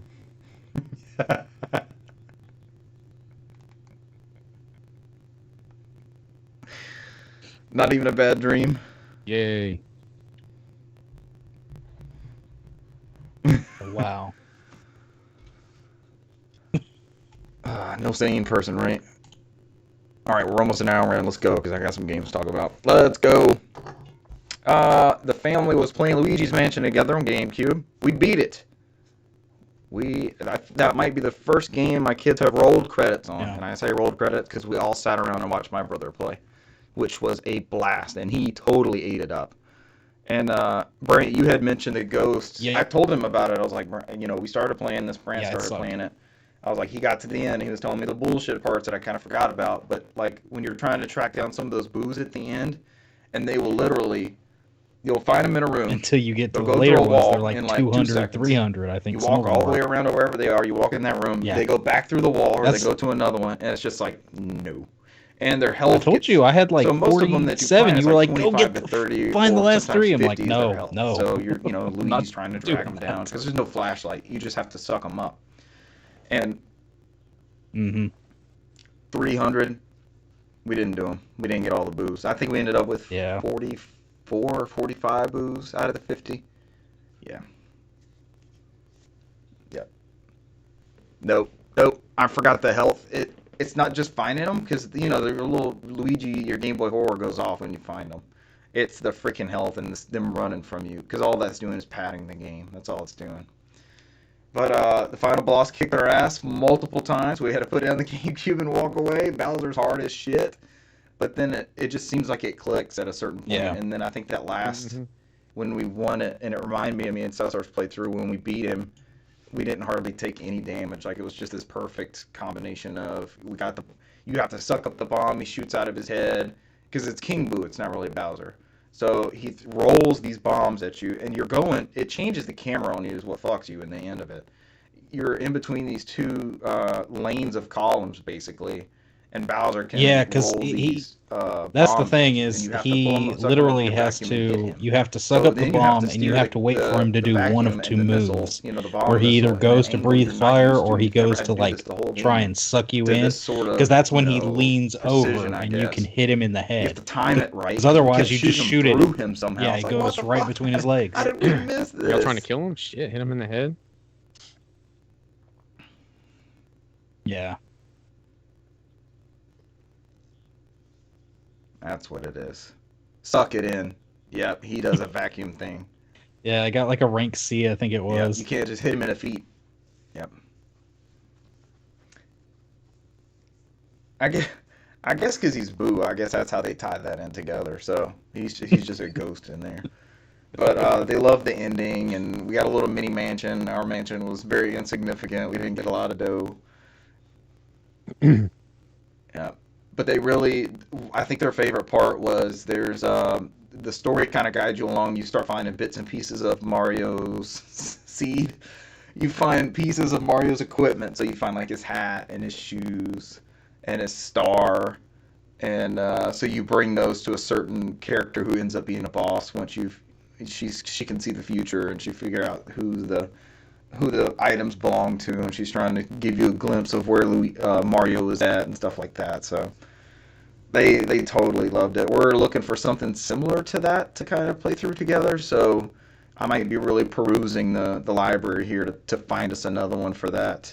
It's kind of turned into like a Saturday thing, and we just play through a game, and they really enjoy it. They'll run around a little bit, but they don't want to like advance they don't want to keep going with the story or anything by themselves, but they don't mind kind of getting down with the mechanics, and like they'll try to Luigi, you know, he'll try to get the furniture open and stuff like that, and they'll try to get money out of the chandeliers and things, so they're gonna get there. It's fun. All of us as a group was a blast. Tomorrow, as of this recording, you randomly send videos about deer running in the water. It's like, how the fuck is this happening? I'm sitting here watching a deer run in the water for 2 minutes. And anytime I think about it, I'm like, I fucking love that game. And that is, of course, the Elder Scrolls V Skyrim. So there's all. I just get to the part where we got to choose Skyrim, but I never added dark it to my side or the list, light right? side. Y'all never hear me talk about. And then I do. Wake up, bitch! I'm just all remembering like, oh, okay, I'm up now. I'm like, this is my version of Skyrim. It's been a while since I played it, but I love it, man. I played on every fucking platform in the most hilarious ways. Sometimes you pass there, so. I even did the VR one where I'm puking in the corner like 5 after I minutes choose in. which You gotta plan get I should past go that, 'cause to it or really whatever the doesn't fuck that matter. is. But, yeah. Yeah, I've yet to beat the story. I'm convinced I'm going to beat the story at some point. But that's how far you got? You tapped out? I think I tried that one briefly, and it didn't move like I needed it to, and I was like, nope. Because that's a game you want to invest hours into. You can't do that in a fucking headset. And so I fired that up. It's on Game Pass. The one coming out tomorrow is called the Anniversary Edition. Long story short, I've been looking everywhere for... Okay, so if you have the Special Edition, that's what's on Game Pass. Or the Special Edition is currently out on PS4. I think that's what I put the most hours into out of all my playthroughs. If you have that one, you'll get a native upgrade for PS5 or Xbox Series consoles. I only beat the Dark Zelda game, so... But the Anniversary Edition is like a lot of creator content and like some new missions and things like that. It looks like it reminds me of a ROM hack because this stuff doesn't seem like Skyrim to me. It seems like the Majora's Mask of Skyrim almost. That's why this might be your jam. It just seems like they're using the same. Yeah, it seems like they're using like the same elements in different ways and stuff. So I mean, there's people who've been playing this game for 10 years. I've never beat the campaign, and I've put this is the one that's behind that $20 paywall, right? But that's there for everybody. And fishing, they added fishing. But what I really want to see is what is that next gen upgrade? It got some sort of patch like for next gen, the special edition did. But this is going to be a native PS5, Series X, Series S version of this. And that's what I'm waiting to see. To answer your question, but I think that you still have to pay the money for Xbox, so right? The upgrade for the special edition that will be the next gen edition is not behind the paywall. The paywall is the content. I've watched as many videos as I could to try to figure that out, and that's what I figured out. Right? So I'm good with. I don't need the anniversary edition because it's got all that extra stuff. Yeah. Because I remember everybody was bitching on Twitter. I was like, how the hell are you a Microsoft company when you're still charging $20 to get access and on Xbox? I think that's what people were bitching about on Twitter when I was looking at it. I didn't go much deeper than that. Version of Skyrim Special Edition. Yes, you can pay on top of the Special Edition. I'm sorry. There is a path to victory, as you said. Yep, I'm sorry. I don't know, man. You know how people are. So.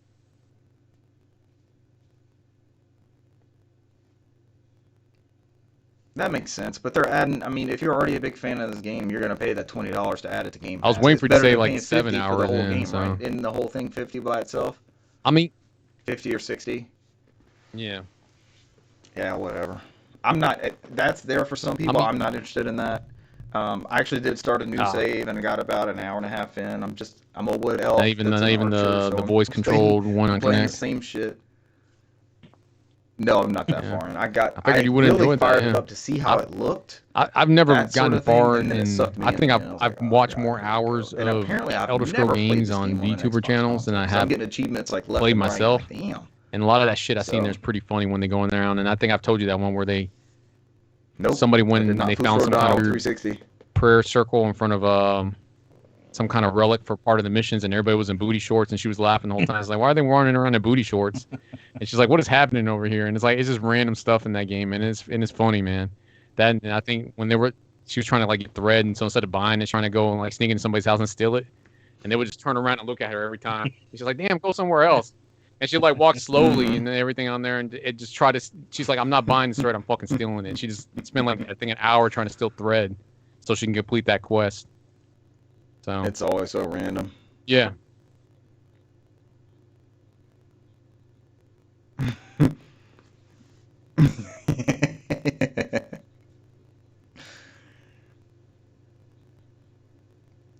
Yeah. Just trying to get that one bit. It to me, and I love Breath of the Wild. Thank you. And it to me is still the most immersive world that you can like be totally submerged into, because there's lore everywhere, there's notes everywhere, there's side quests everywhere. The people have day-night cycles, they have jobs they go to. It's clunky, it's rough, it's not perfect, but it's such a good experience.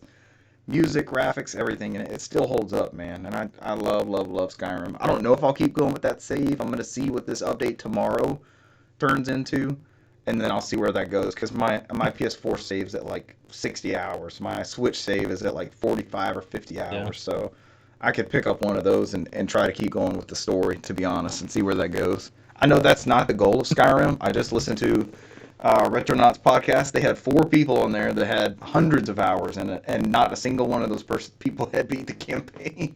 They never beat the main story of Skyrim, which is kind of the point. You just make it your own story, and one person wanted to take over the Thieves Guild, and one person wanted a vampire girlfriend and a house in Whiterun, and they did that. And one person wanted to build a library and get a house and fill all the bookshelves with the books that they had stolen from various places. How many times did Pikmin Bloom track and they did that. So that was their version of that game, and I love that kind of stuff. So we'll see where that goes from there. Pikmin Bloom on the Apple iOS devices. I think it's out on Android too, right? Have you played any of this, Brant? Okay, because Pikmin Bloom tracked me 250,000 times over the past week and a half or so. It's actually, so I like it and don't like it.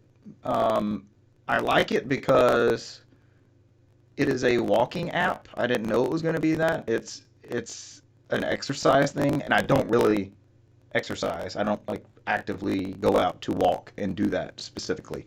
But it tracks what I'm doing during the day. Like I was actually out with a work crew yesterday and ended up with like 5,000 steps. So it's just running in the background. If you agree to let it go, it'll just run in the background, and it's one of those where you just accumulate stuff, and then you turn the stuff into Yeah. more stuff, and then you add that stuff into other stuff, and it just that is the part of it that doesn't really interest me.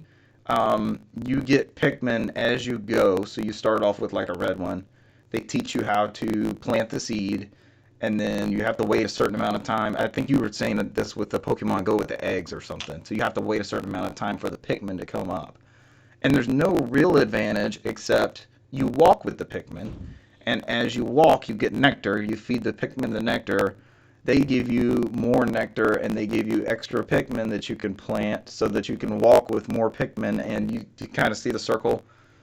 And it just, like when I'm actually playing the game, when I'm playing Pikmin Bloom, it's not great. I'm literally like sliding my finger from a Pikmin flower into the pot to plant them, or then I'm going back to the other screen to throw nectar at them, and then click on they'll grow the flowers, and you pull the petals off the flowers, which is kind of graphic sounding, but that's how the Pikmin work. But they'll do stuff for you. Maybe where I'm missing out on it is I don't really do anything with them on a walk. I don't have my phone out. So apparently you'll encounter like mushrooms and boulders and things like that, and they'll take them down for you. So that might be the part where it is, but it tracks the shit out of me. It knows exactly where I'm going. And I've been at a place away from home, and it did recognize that, and it gave me a different Pikmin. So that part was kind of cool. Like, you went somewhere, you got something different. But it's just running in the background. I haven't deleted it yet. It's kind of funny to get a notification, and it says it's kind of gray outside. You might not want to go for a walk right now. And I'm like, drive a you were car. right. Don't ruin the story. It was for me. spot on. Thank you, Pikmin, for making sure I don't get wet. You turn left, you turn right. Oh God! Well, we got 2 more to go. Okay, I just came out today. Forza Horizon 5. Has anybody played any of this? I'll touch briefly on this because I played about an hour and a half, 2 hours. You drive. Okay, here's the cool thing about the story, and I'll be brief.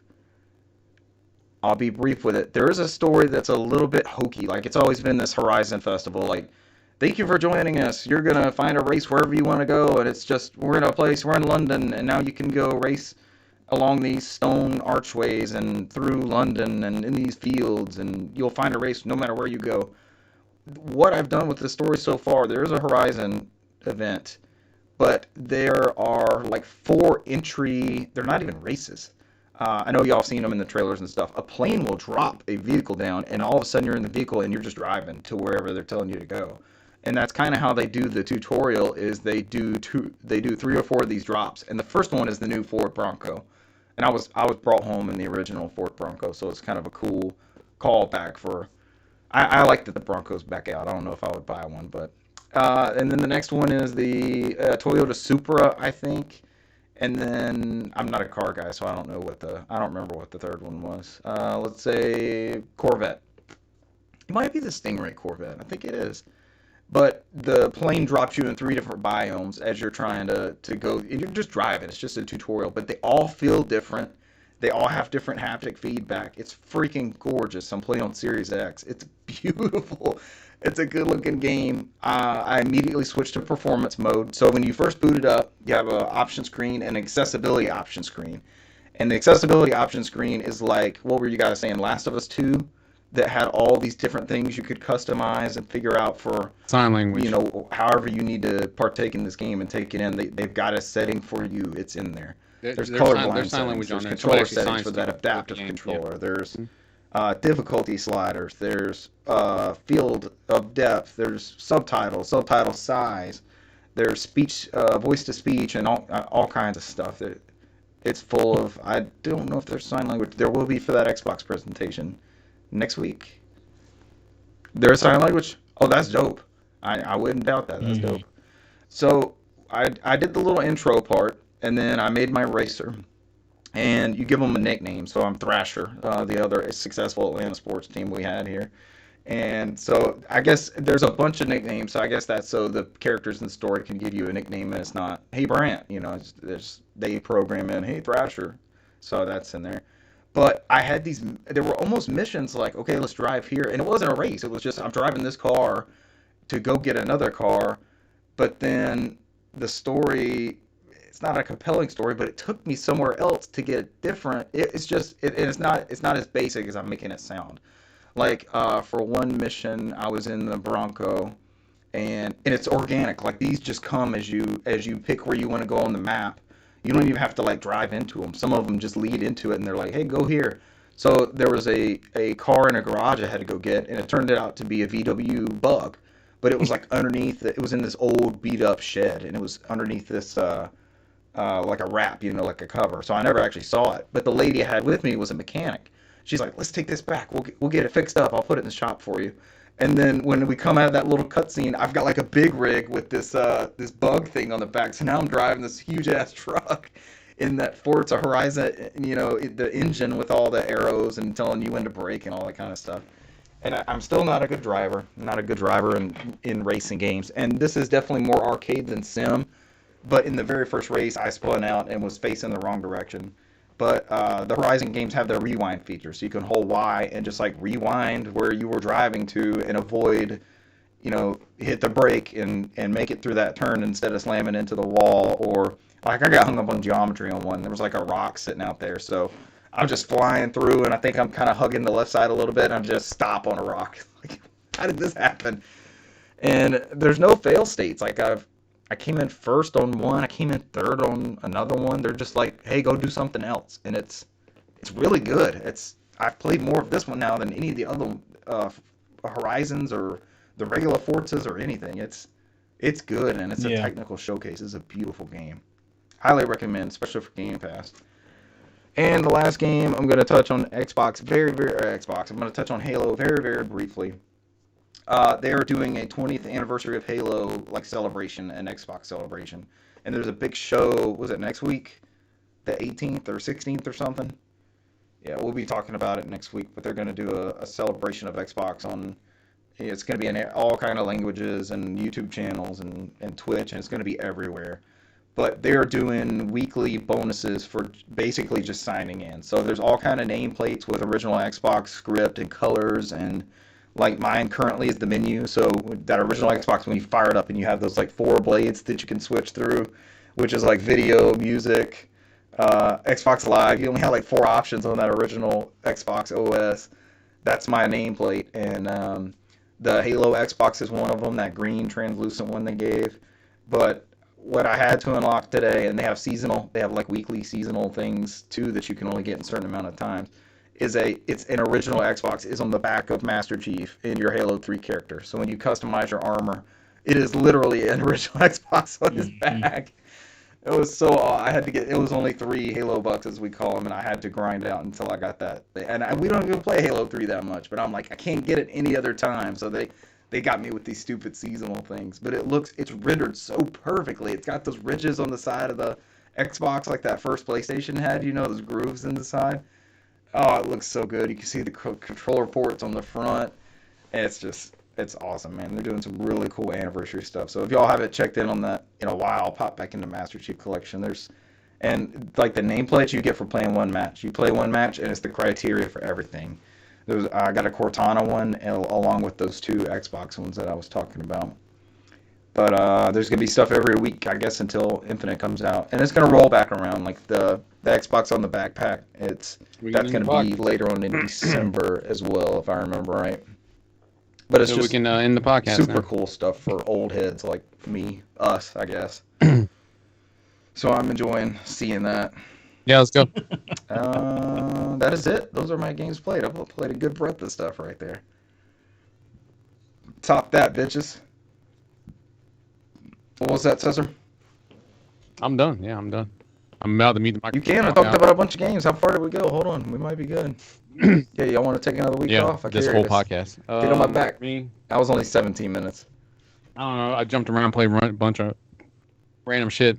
No, Cesar, you actually have to go. On top of my hitting in. Cesar's like, I'm out. 10 anime series I keep up every week. No games? I think mute, unfollow, the block. first thing on this long ass week. Actually, I fucking look it up, man. I can't remember. Everything blurs together now. Oh. Random shit is good.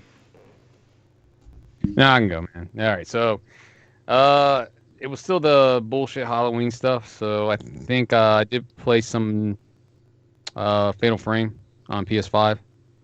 I think put a couple of hours into it. I only got Brent to can the go third if you character. want. Wait a So the second. first one, you start out in this like weird ass water place, and you wake up. I don't know where the fuck it is, and this is where it teaches you the mechanics of the game, Yes, like moving around and games. walking and how to run and whatnot.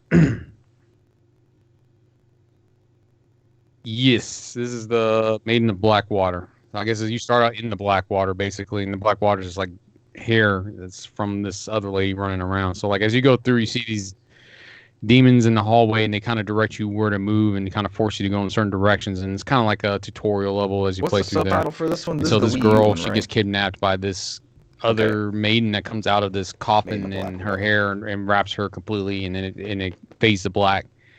And you start playing as the second character, which is Yuri, and she's following an older lady who is teaching the mechanics with the camera. She's kind of like using that as an excuse to show you how to exercise ghosts. So as you go through this haunted house that was directed to you by the third character you meet later on, where they're trying to look for some reading material for some kind of legend or something like that. And as you go through, this shows you the mechanics on how to capture a ghost. Basically, you have to take the photos, and it damages it slowly, and it disappears, and you got to do the same thing again and again. And it shows you the mechanics, how to use the camera to search for hidden items and locate any spiritual-based items in that game. And she's kind of like showing her through and kind of like training her because she has the gift to see them. So that's just another tutorial. And now I'm on the third part where it gets to the third character where he just received the book that they got from that second house from Yuri. I haven't gotten to his name yet. He's like a professor, and he's doing research. I don't. I haven't played. It's been a while since I played a Fatal Frame. It's been a long ass fucking time. I don't remember them being done in vignettes like this, where they kind of just jump around to three different characters with an interconnecting story. There might have been some where they had two characters. Did they that kind of interconnect? I can't remember. Did they Fatal all Frame do 2 these different things might have been the one she was looking for her sister, and are they you meet just up at some learning them point as you towards meet the end, them? and you can go back and forth between them. I've That never was played how a Fatal they Frame. released it. Yeah, was episodic because it's like you jump from each character, and that's how they did it. So I mean, that's how it's broken down too. Because as you go through, and it tells me like, hey man, you really fucking suck trying to capture this spirit. Because it's like when you go through and you can kind of line up and get different points in there, and then once you get all 5 points in there to take a photo of the spirit, and that fucker's moving around constantly. And it uses gyro on the PS5 controller, so it wants you to do that. So I'm over here like looking like a dumbass doing this, trying to take a picture of the damn thing as it moves all over the place. And I'm assuming you can do the same thing on the Switch version. I don't think there's gyro on the Xbox controller. I could be wrong. I don't know. A lot of the times it does, and when the controls are done well. Because I know people swear by it on Switch versions. I mean, there's gyro controls in GTA, and people are like, "Oh my god, that's gonna be the one to play." But I.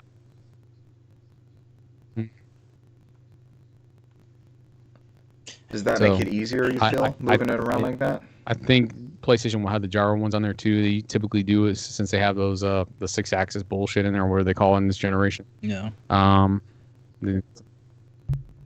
Yeah, I loved it on Breath of the Wild. But yeah, I did that for a couple of hours, and Skyrim. And then for whatever, now this is the normal same bullshit that I normally do. And then I saw that Paranorma Cotton, and then Cotton 100% came out on PS4, and I downloaded and played those.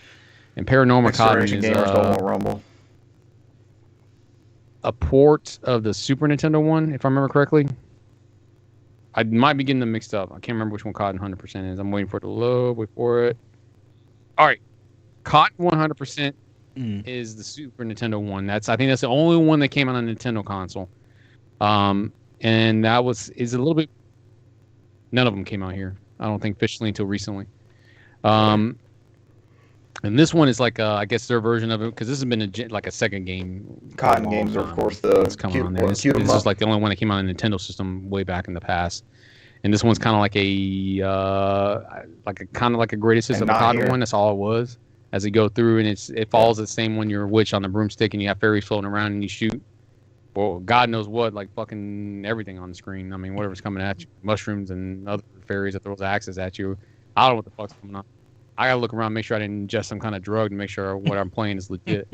But it's like It's like a COD game. It's just on a Super Nintendo console, so it's a cool way to play it. It's done through there. You can save states, you can rewind, you can, if you beat the range mode, you can get cheats in there. It's just different ways of playing it. And that was COD 100%.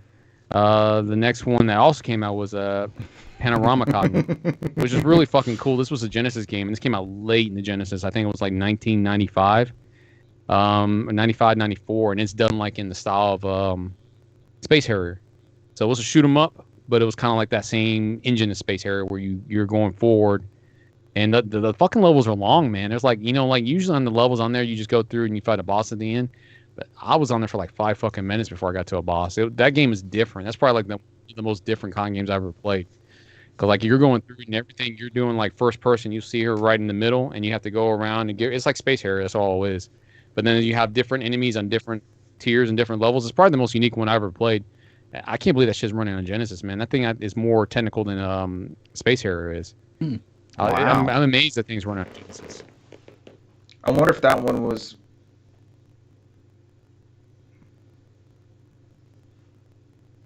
That would make sense because the levels are long as fuck. I'm going in here, it's like, damn, this thing's taking forever.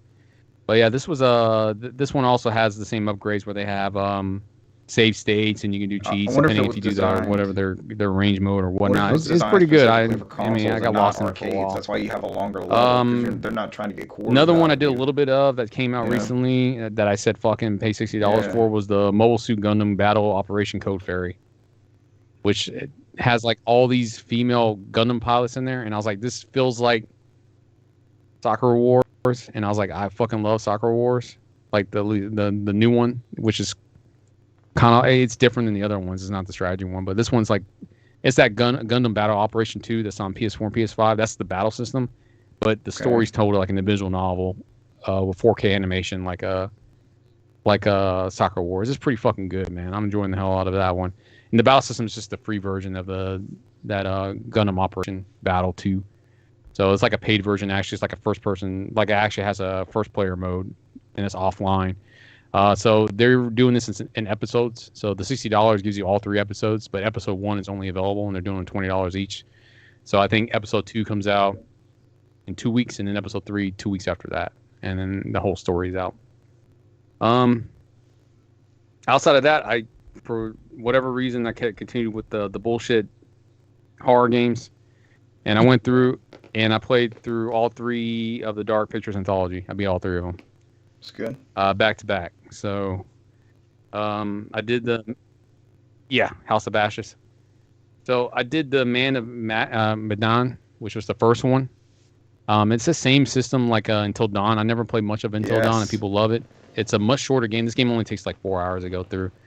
And I've mentioned this before that I played it before, maybe a couple episodes back, maybe a year or 2 back when it first came out, when it came out 2 years ago, but I never got far with it, but I actually went through it this time.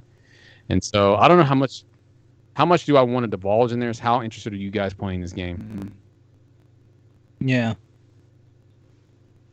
And especially if it only takes 4 hours. I mean, it's a pretty easy pick up and play. That's 4 hours.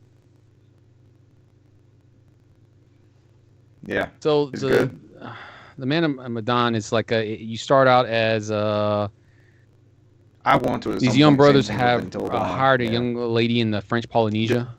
Their names escape me. Right. The older brother is meeting up with his girlfriend. They've been separated. Like, do they tie because together? They're going through college. He's in medical school. They haven't seen each other in a while, and he's going to like propose to her.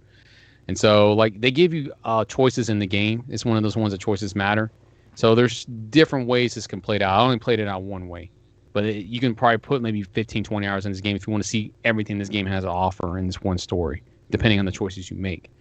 So as you go through, there's different choices that you make with your heart, make with your brain, and they kind of label as such, and you unlock those ones depending on which choices you make.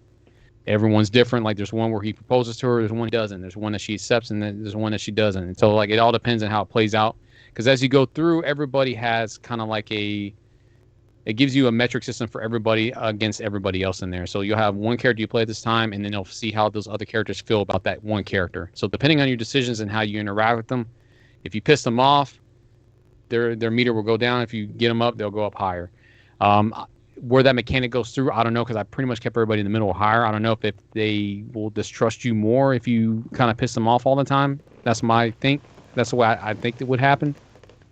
But to make a long story short, you end up on this ship, and where everything takes place, and it seems like something supernatural is happening. There's like ghosts and other shit on there. So in the very end of the game is a nice twist to it. Say what the twist is, but not everything is what it seems. And that's what the curator goes through, is like, hey, not everybody's who they say they are, and not everything is what they seem. And I don't know what that means, because I've only played it and saw the ending one way, where I saw the solution. And I'm almost made it out with all the characters alive. I think there was one where I was murdering like a ghost thing, and I was like, I'm murdering a character I know I am, and that's what happened. I was like, because I won't go into details about it, and I was like, it was either me or the other character. Right. That was the only choice of gaming until I realized someone was like, yeah, you don't have to do anything in that thing. I was like, fuck. I mean, you mean I could just sat there and just let it go through with it? Because as you go through this game, they give you choices, and then everything's done in QTEs. And it's not that bad. The QTEs are pretty quick. It's like they go through it. It doesn't like you miss them unless you fuck them, hit the wrong one. It gives you plenty of time to do it. And there's not really a difficulty level in this one. And so as you go through it, I mean, this one, it reminds me a lot, like this one is more, I don't know if it's hard, but it's more like, it reminds me more like an Uncharted type adventure type thing, because of the ship and everything and where it takes place. Right. So it's not Uncharted where it's third person, you can play it, but the story kind of feels like it would be one of that weird supernatural Uncharted type stories where it's supernatural, but it has an explanation to it, and it's some bullshit kind of thing on there, but it's still pretty good. That's what it would remind me of. Then I went ahead and I fired up the second one, which was A Little Hope. And that one kind of starts out where this one deals with like witchcraft and Salem witch trials. And this is the one where that rumor was going around, like Supermassive was looking at doing like a Silent Hill-esque game. And this one reminded me a lot like Silent Hill, because as you start out the story, you start out in the 70s, and they introduce these characters to you. And I'm not really spoiling everything, because this is kind of like the prologue. Everybody dies. So much death. It's a trophy they give you. So everybody dies. I won't tell you how they die. And I saw there's some kind of like weird spiritual thing following this girl in there. In my storyline, I never encountered that spiritual thing. So I probably have to go through and play some kind of unlocked story to find it somewhere. So you don't get the full story unless you go through and make different choices. So no. Much death. So as you go through it, you start out as a bus driver, and he's going down a road that's got diverted and crashed, and they tell him, all right, you got to go through Little Hope, and he panics. He's like, all right. He's like, there's a side thing, you have to go through Little Hope. Don't worry, just the cop tells him go through Little Hope and make it out. From your first save, so he goes through Little Hope. He sees a young girl, and then crashes the bus. And then as you go through, the bus driver disappears, and then you have all these people that were on the bus that come through. It's like a college professor and his students. They're going on a field trip. And they wake up and they're out of the bus, and they come out there, and it's Little Hope, and they're like, okay, they got to find this bus driver, and they run into this old. They try to go into town. They figure if they go into town, they can get saved. And as you go into town, it's like very much like fucking Silent Hill. It's like an abandoned town that nobody lives in, because it used to be like a town with one factory. The factory closed up and took all the jobs with them, so everybody left the town, and all the buildings were in place. That type of story. So as they go through there, and they see this fog comes up. So as they try to go back to the bus through the fog always sends them forward. They can't get out of the fog. They're stuck. It's like very much like Silent Hill. They're stuck in that one town. They can't get out. They don't know why. It doesn't make sense. They're very logical people, and they freak out.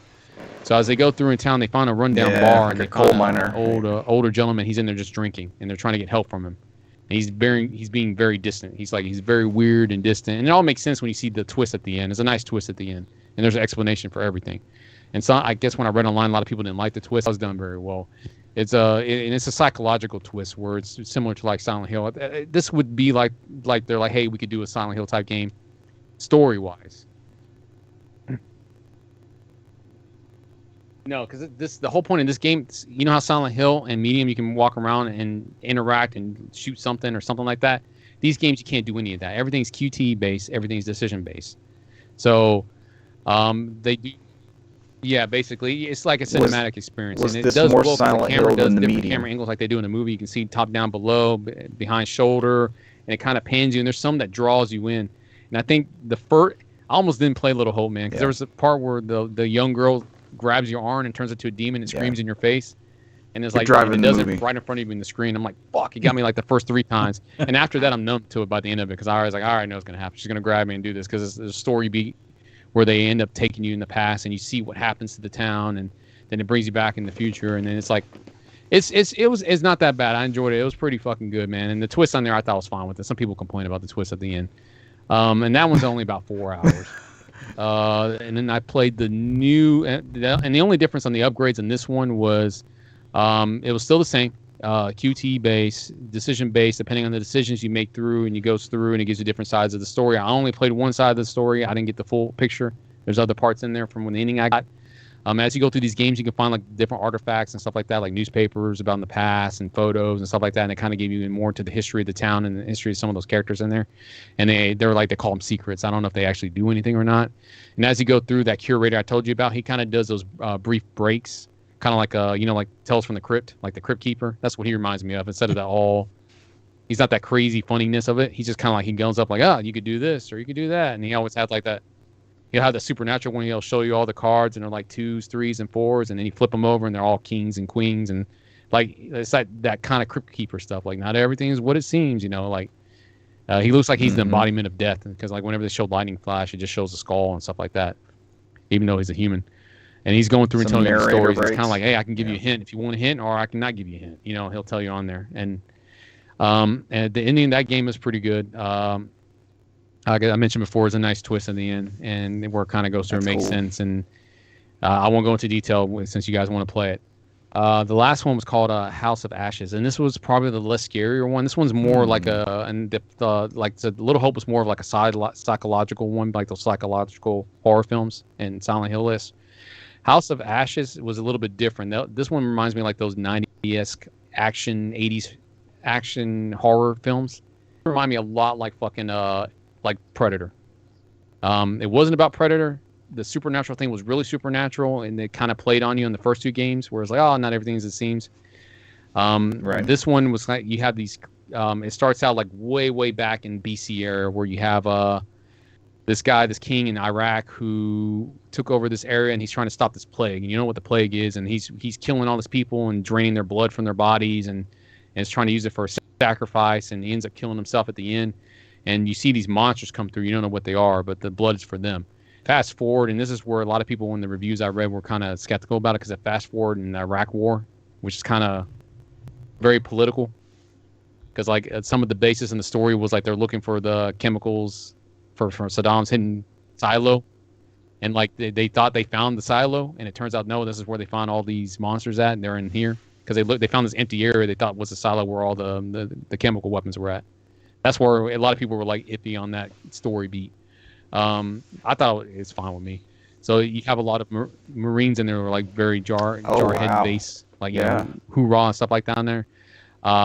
So you have this guy called King. He runs the software who scans the land, and he finds what he believes is a silo, and he's going in there to take command of that CO, and his wife or his ex-wife is running that CO. Sounds good. So he's like, he hadn't seen her in a year, and something happens. That tension's already there. She's already sleeping with somebody in that CO. Yeah, it's already moved on. So like you have that tension on there and there. Yeah, she was going in there. She was like telling him like, "What, you can't keep it up, soldier," type stuff, and like he ends up showing up randomly. So you have to like, it gives you this story beats where you have to make these choices where he's trying to, you can either push her away more or try to win her back, and then from her angle you can kind of like, all right, do you want to rekindle that relationship or do you want to do what's new type stuff, and that has that storyline in the very beginning. So as you go through, they find that as they go into this campment where they think the chemical silo is, they didn't find anything. They don't find anything until a random earthquake happens, and they fall through and they find the structure from 5000 BC, and then they start running into these monsters. I won't tell you what the monster, because that's kind of like the twist. This is like a very fucking Predator alien-esque type of action. It's like that shit where you blowing up shit at the end to stop stuff. Like it is remind me so much of that versus like anything scary. It was like that whole. I enjoyed it, man. That one was a little bit longer. That was 6 hours, and like the choices you make, man. That one was pretty fucking good. I don't know why people hate on it, but this one was really good on the cinematics aspect. I think they finally nailed this engine down. So like, there's bits where I'm like, they got the camera like Gears of War style as you go through certain ones, and it pulls you in. Like it pulls you in the action. It does so well with their camera system. They got it perfect now. If they wanted to utilize and make it like a real like a one horror game, like make a long one, kind of like Until Dawn. I think they got it down now. My only complaint is like they still have the QTs. They took away the color base on there, so it doesn't show me the colors from on the square or cross or the circle or the triangle. I have to look for them and input them on there. So it was throwing me off in the beginning because I was like, "Fuck!" I was always looking for the colors to press the button. That's how I would coordinate. Now I got to look at all right, triangle, and it threw me off because I played the first two that way, and going from the first two to the third one immediately, I was already geared to that style of QTE. Outside of that, there is a difficulty setting in this one, so you can do their version of easy, medium, and hard. And I did medium, and it's much less forgiving in the first two games. The QTs are a lot quicker, and there's times where I'm watching the cinematic experience, and the QT is thrown up there for like a half second. I'm like, fuck, and then I'll miss a step on there. It's like it forces you to stay on your toes.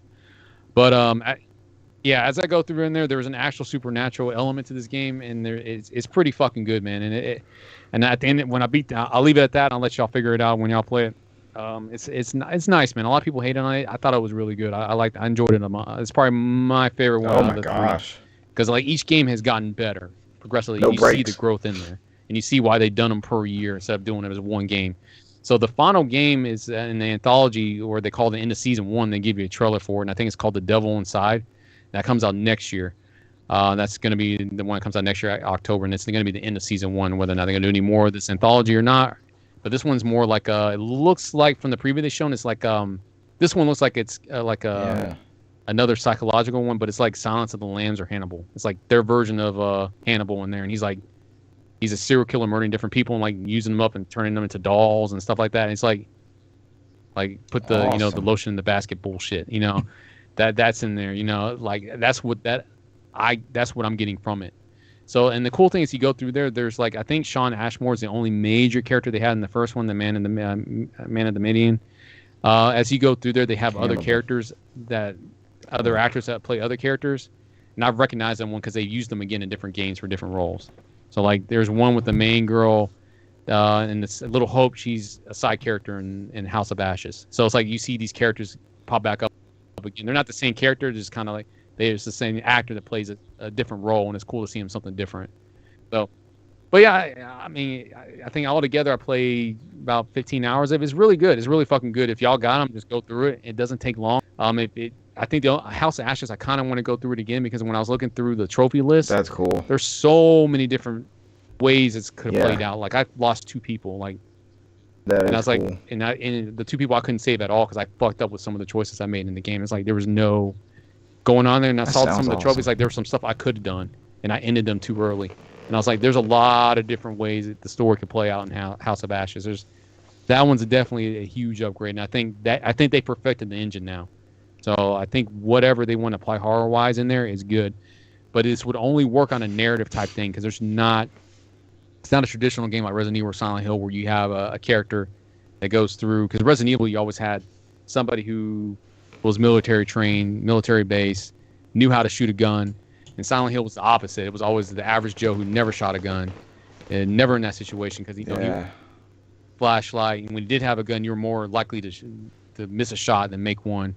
And you had less ammo, and so that made it more on the horror aspect of that one. So yeah, that's me. That's it. That's all I played. It's your turn, Brant. I'm waiting for your branting. Just has a flashlight. Branting, Brant, McKee, branding, style. Load the graphic, Richard. Do it like the more you know graphic with branting. So a couple weeks ago, I was playing Luigi's Mansion Dark Moon. Brant and Brave. And I continued with it a little bit. I got to that second area.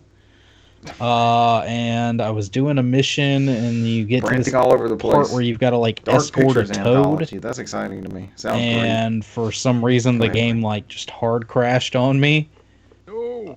And yeah, I wound up going back and redoing that mission, but something about that grind of just retreading the same level over and over and over, and having to go back through every single room over and over and over. I got real tired of Dark Moon pretty quick. Um, I got to the final mansion. I got or the ghost house. I thought the ghost house. mhm. I don't want to take too much of your time. I know it's your turn. No, you're good. When I went through it, I liked the variety it did when you go to different ghost house. Mm. It added to Mhm. it. It was different from the first game. I think they perfected in the third game when they did the giant I hotel think and each that sounds floor about had a where different I variety. fell off of it. It didn't. It wasn't drastic and it didn't have that bullshit in there. You know, like Yeah. I don't think there was an escort mission outside of the Guiji. Was I guess you can kind of count that as almost like an escort mission because you got to get him in bullshit situations and sometimes some of the boss battles in that game, you know, with him if he gets hit and it fucks up your whole strategy. Yeah. So, but I don't think it was as bad as a fucking Toad thing, or where you have to like drag him around and he gets scared. They And nailed back the design and choice. you're like, Yeah. fuck, it gets He annoying gets after scared. a He while. runs away. Yeah. He can't cross water, and like, yeah. It gives, yeah, it's just like you get that whole feeling when you play that in Dark Moon. It's like it's just padding the game, and I was like, I don't think you need to pad it with this. So, but and that was the problem. I kind of liked the idea of like going to different mansions and stuff. It was the idea of though of like, well, now I go to a different mansion, and now I've got like 5 or 6 missions in this mansion, and I've got to go back through and go through every single area in this place that I was just in this last mission, but go back through like I was never here the first time. And, you know, go back through, rediscover, and try and find, you know, the special items or whatever. So it just, yeah, I did get kind of burnt out on it. So I was trying to look for something different to play. And I don't know why, but I threw in BioShock. BioShock's a good game. And I played it for a little while. And gosh, That burned me out pretty that's fast. a good game, man. Damn good And game. I beat them all but 2. I got to like 5 hours and 2 and just stopped. Really? Yeah. Because I think one is the one that I've never fully beaten. I know I've played it a good bit. And in this playthrough, I got to like Neptune's Bounty, and then I walked into that like room with the little sister and the big daddy right in there, and that's the first big daddy that has the gun. And he just like mowed me down. I was like, I'm not really feeling this right now. I might come back to it. And I know a lot of people hated 2, and 2 was the first one that I like went all the way through, and I liked 2. So the DLC, and then of course Infinite was loves. DLC loves it, and Minerva's Den is the one that redeemed 2. Yeah, but I never got to it. I think because I love Infinite. Infinite was the first one I beat. Oh, Infinite was awesome. So fucking good, man. With even the Songbird and oh my god, that was so good, man. I love Infinite, man. Oh. So other than that, we picked up. Also love BioShock Vita. That was my favorite one too. Hush Vita, the one that we never got. Ugh.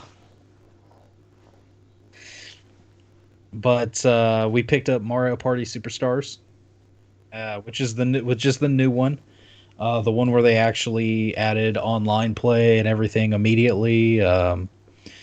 This is.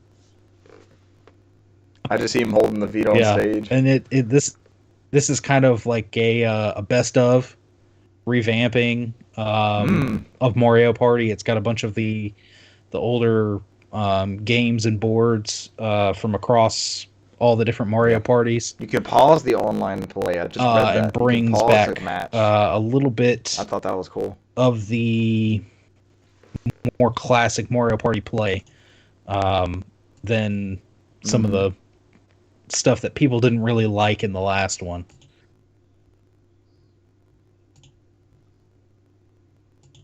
Yeah. So, we played a little bit, and yeah, this is a good one, but it's still that same old Mario Party where the same old BS happens, and people steal your stars, and having the weird now, right? Assist characters, and all that add links shit. to the game. Assist items. Sit there and start a whole no fucking. What do they call it? A campaign? Is it called a campaign or a new board or where the fuck that shit is? Yeah. Yeah, you can select like the time on the board, but even when we started, we selected like, gosh, I can't remember. It was like 20 turns, and it said should last like 60 minutes, and it was more than an hour. It was definitely more than an hour. Uh, but it's a lot of fun. That's a good one. I got I it, could man. see We can us. play online. All of us can play online. I was about to say, Got it. I could see us doing a stream of that, because that it's so good. First Mario It's Party ever really live. good for a Mario Party. I don't know Mario parties, but Do this 50 one. turns, you coward.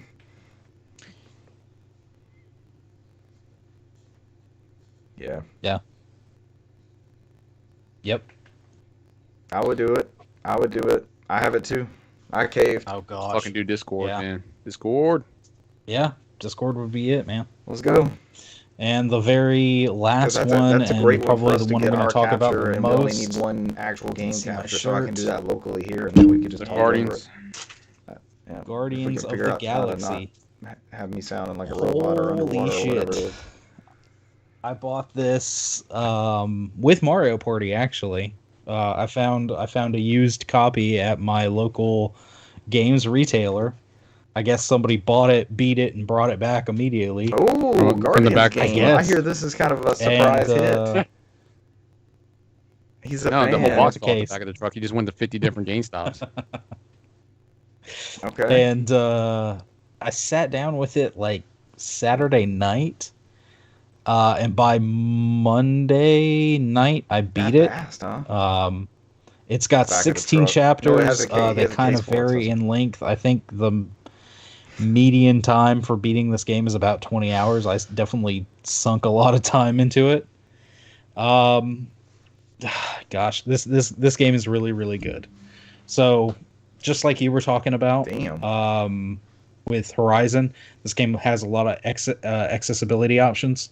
At the very beginning, you could choose all the different difficulties, but then you can select like how much damage Star-Lord does, how much damage enemies do to you, cooldown times for abilities, as well as all sorts of different Awesome. flavors of everything. I mean, there's a setting for just about everything, and you can customize it, change it to how you want. I know I said when this game was announced that I thought it was I thought it would have been cool if you could have like switched between the Guardians and maybe, play as everybody. But honestly, after playing this, it was so good, and I don't have a problem just playing as Star-Lord. This kind of has that Mass Effect-y feel to it, because as you play, you can call out to different Guardians and tell them what to do. Because as you progress, and you've got this pseudo skill tree kind of deal, where you eventually get different abilities. Everybody has like 3 main abilities, and then like an ultimate kind of move that you will eventually unlock. And then outside of battles, you can call on each Guardian to do different things. So, like, well, they all do something different. So, and they all specialize in something different. So, like, Gamora is very agile, and then she has her sword. So, if there's something kind of up high, she may be able to, like, jump up, parkour, and cut like it down. a specialty move of some Or kind. she may be able to grab onto a certain surface and be able to give you a boost up to somewhere you might not be able to reach. Oh yeah. Drax can of course lift heavy things, so you can find something bigger if you're needing to get up somewhere higher. Yeah, remember, because if it flies over his head, You he'll need a just catch it. platform. Yeah. Is there Won't an fly over it. indicator in the environment, like an And he icon can on it, or he does can she say move something to you? giant Okay, cool. objects and things like that, and push heavy things. Rocket, of course, is more technical. He can open like locked mechanical doors and things like that. Hack different little things to get into it, or climb into small places that you might not be able to get in yourself. And Groot's usually used to make little bridges and stuff to get across larger gaps in certain areas. The Sentries. banter and the the play in between the characters is great. That's cool. It adds to the story a lot. You can find different things, like little collectibles, and usually Peter will give a audible cue saying, "Oh, I think Gamora will like this," or I should ask Drax about this, or maybe Rocket would like this. And then once you are back on your ship and you find that item, pick it up and inspect it again, it'll open up dialogue with that character, and it usually gives you more insight to that character, backstory, and that's goes back to building up just your relationship with your characters. You meet all sorts of different colorful people in this universe. Oh, cool. And yeah, that add to the whole story. And due to your choices later on, that might you might have battles that you wind up skipping toward the end. Based on your relationship with that person, they may wind up showing up and helping you in certain areas and things like that. So that's kind of what made me think of Mass Effect, where you have a lot of these dialogue choices and things like that. Bring up the wheel. Yes, that bring up, and it's not as in depth. You don't have a whole lot of dialogue. Renegade. It's usually like two choices will pop up, and you pick one of two, and then it just keeps going. But it's fun and it's a good time. The combat's pretty good. You can either melee, you've got to dodge, you can fire your guns, and then of course you've got your special moves, and then of course, like I said, you can call out to each different Guardian to do different moves. I feel like their moves do a little bit more damage than your moves. I didn't really play around with how much damage I did, so of course, I guess I could go into the accessibility and bump up the damage I would do. But it seems like most of the battles would be coordinating and having, like Groot tie up a bunch of enemies while you have Rocket throw a bomb and, take them all out at the same time and stuff like that, and just coordinating all these different attacks and things together, which winds up being pretty cool. Oh, yeah.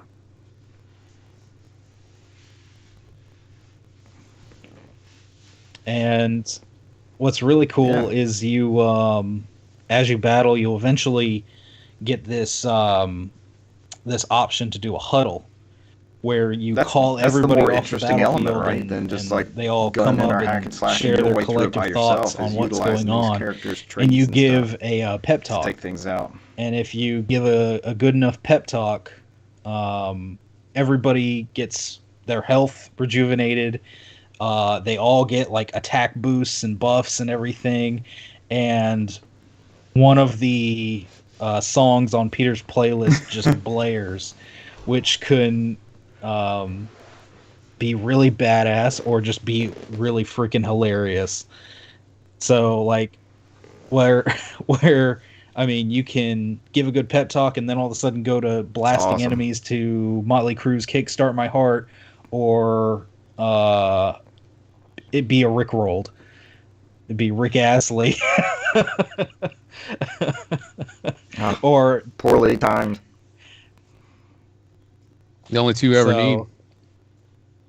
And the story doesn't lack either. It's I'm not going to get too much into it, but the Guardians. Yeah, the Guardians. They're in, their latest scheme to try and make money. It goes south. Outcomes. They try and do something else, which winds. They try to. Yeah, they basically just like, okay, well, I guess we'll just we'll fake it this time, and we'll just try and get one over on this person, and it winds up landing them into hot water, and then, due to them being in the wrong place, wrong time, they wind up in the middle of this, basically, like, full-on galactic takeover from this, like, weird cultist Church of Truth kind of deal. That, yeah, it's this radical group that like enslave people by showing them what they call the promise, which is like giving them like a false sense of reality, showing them maybe like passed away loved ones or whatever, and saying, oh, you can have them back, but really it's just like trapping them within an illusion. So it winds up blowing up into this huge thing, and it just keeps going and keeps going. So what's up, Cesar? I'll raise my hand for a question. So Brant will only get this. Did they try to make them sign a piece of paper to pledge loyalty to said church? An illusion. No. But there's a lot. Or purchase goods or accept goods so they can accept loyalty to said church. No. Sounds like a good plot line. But no, this Watch game. Richard. This game is really, really good. And there's, like I said, there's a lot to it. If you know anything about the source material with either the comics or the movies, you'll appreciate some of the things a little better. But it's you don't have to know anything really going into this game. You can completely go in blind or not knowing anything and enjoy the interaction, the story, and I mean it's really good. I think both of you guys very, very good and varied. I mean, everything from Blondie to Blue Oyster Cult. The Blondie's a rapper. I guess Tears for Fears. Yeah. Billy Idol. Yes. How's the music? How's that license? Flock of Seagulls. That's also a good one. Yeah. It's all 80s. It's all 80s music, and you have me in 80s. It's very, very good. And like I said, the music just completely adds, and it can either make it really badass or just freaking hilarious. It being a new game, the one thing is awesome. You might have some glitches. I'll probably post something a little later on once I get everything off the PS5 and share it. I had one instance where, like, on the ship, you can walk up to a keyboard and like a screen will pop up and it has all the music and you can just pick from the music tracks. And of course, that's the first thing I did. Is once I see a boombox and a keyboard sitting by it, I'm like, oh, that must. I walk over there to go see what all the music is in the game, and Peter like glitches out, and it goes to the view that you're supposed to see of the screen, but Peter glitches on top of the desk and is just like walking in place onto. And there was something else where I went to pick up and inspect an item, and I picked up the item, and the item comes up, and when the camera, comes to zoom in on the item from my back, Peter's head just disappears, and you see it just like come in over the shoulder over a headless Peter Quill, and there was a few other things that would just like just weird like things that would clip for a second that I'd see often off of a character or whatever, but it wasn't anything ever like game breaking or something that would ever ruin it. It would those just awesome. Always enhance the experience for me, unless it absolutely crashes the game or something. But usually most of the time it's just something that's funny. So, but yeah, Guardians of the Galaxy up there for this year. It's a good game. Every time. Yeah, man. All good. No interrupt Brant. Oh, yeah. That's when we laugh our asses off. My B rant. Awesome. That is good to hear. All right, we're closing out 2 hours. You good? You guys? You good, Brant? I'm sorry. See you. All right. His brand is over. Stop branding and braving at us.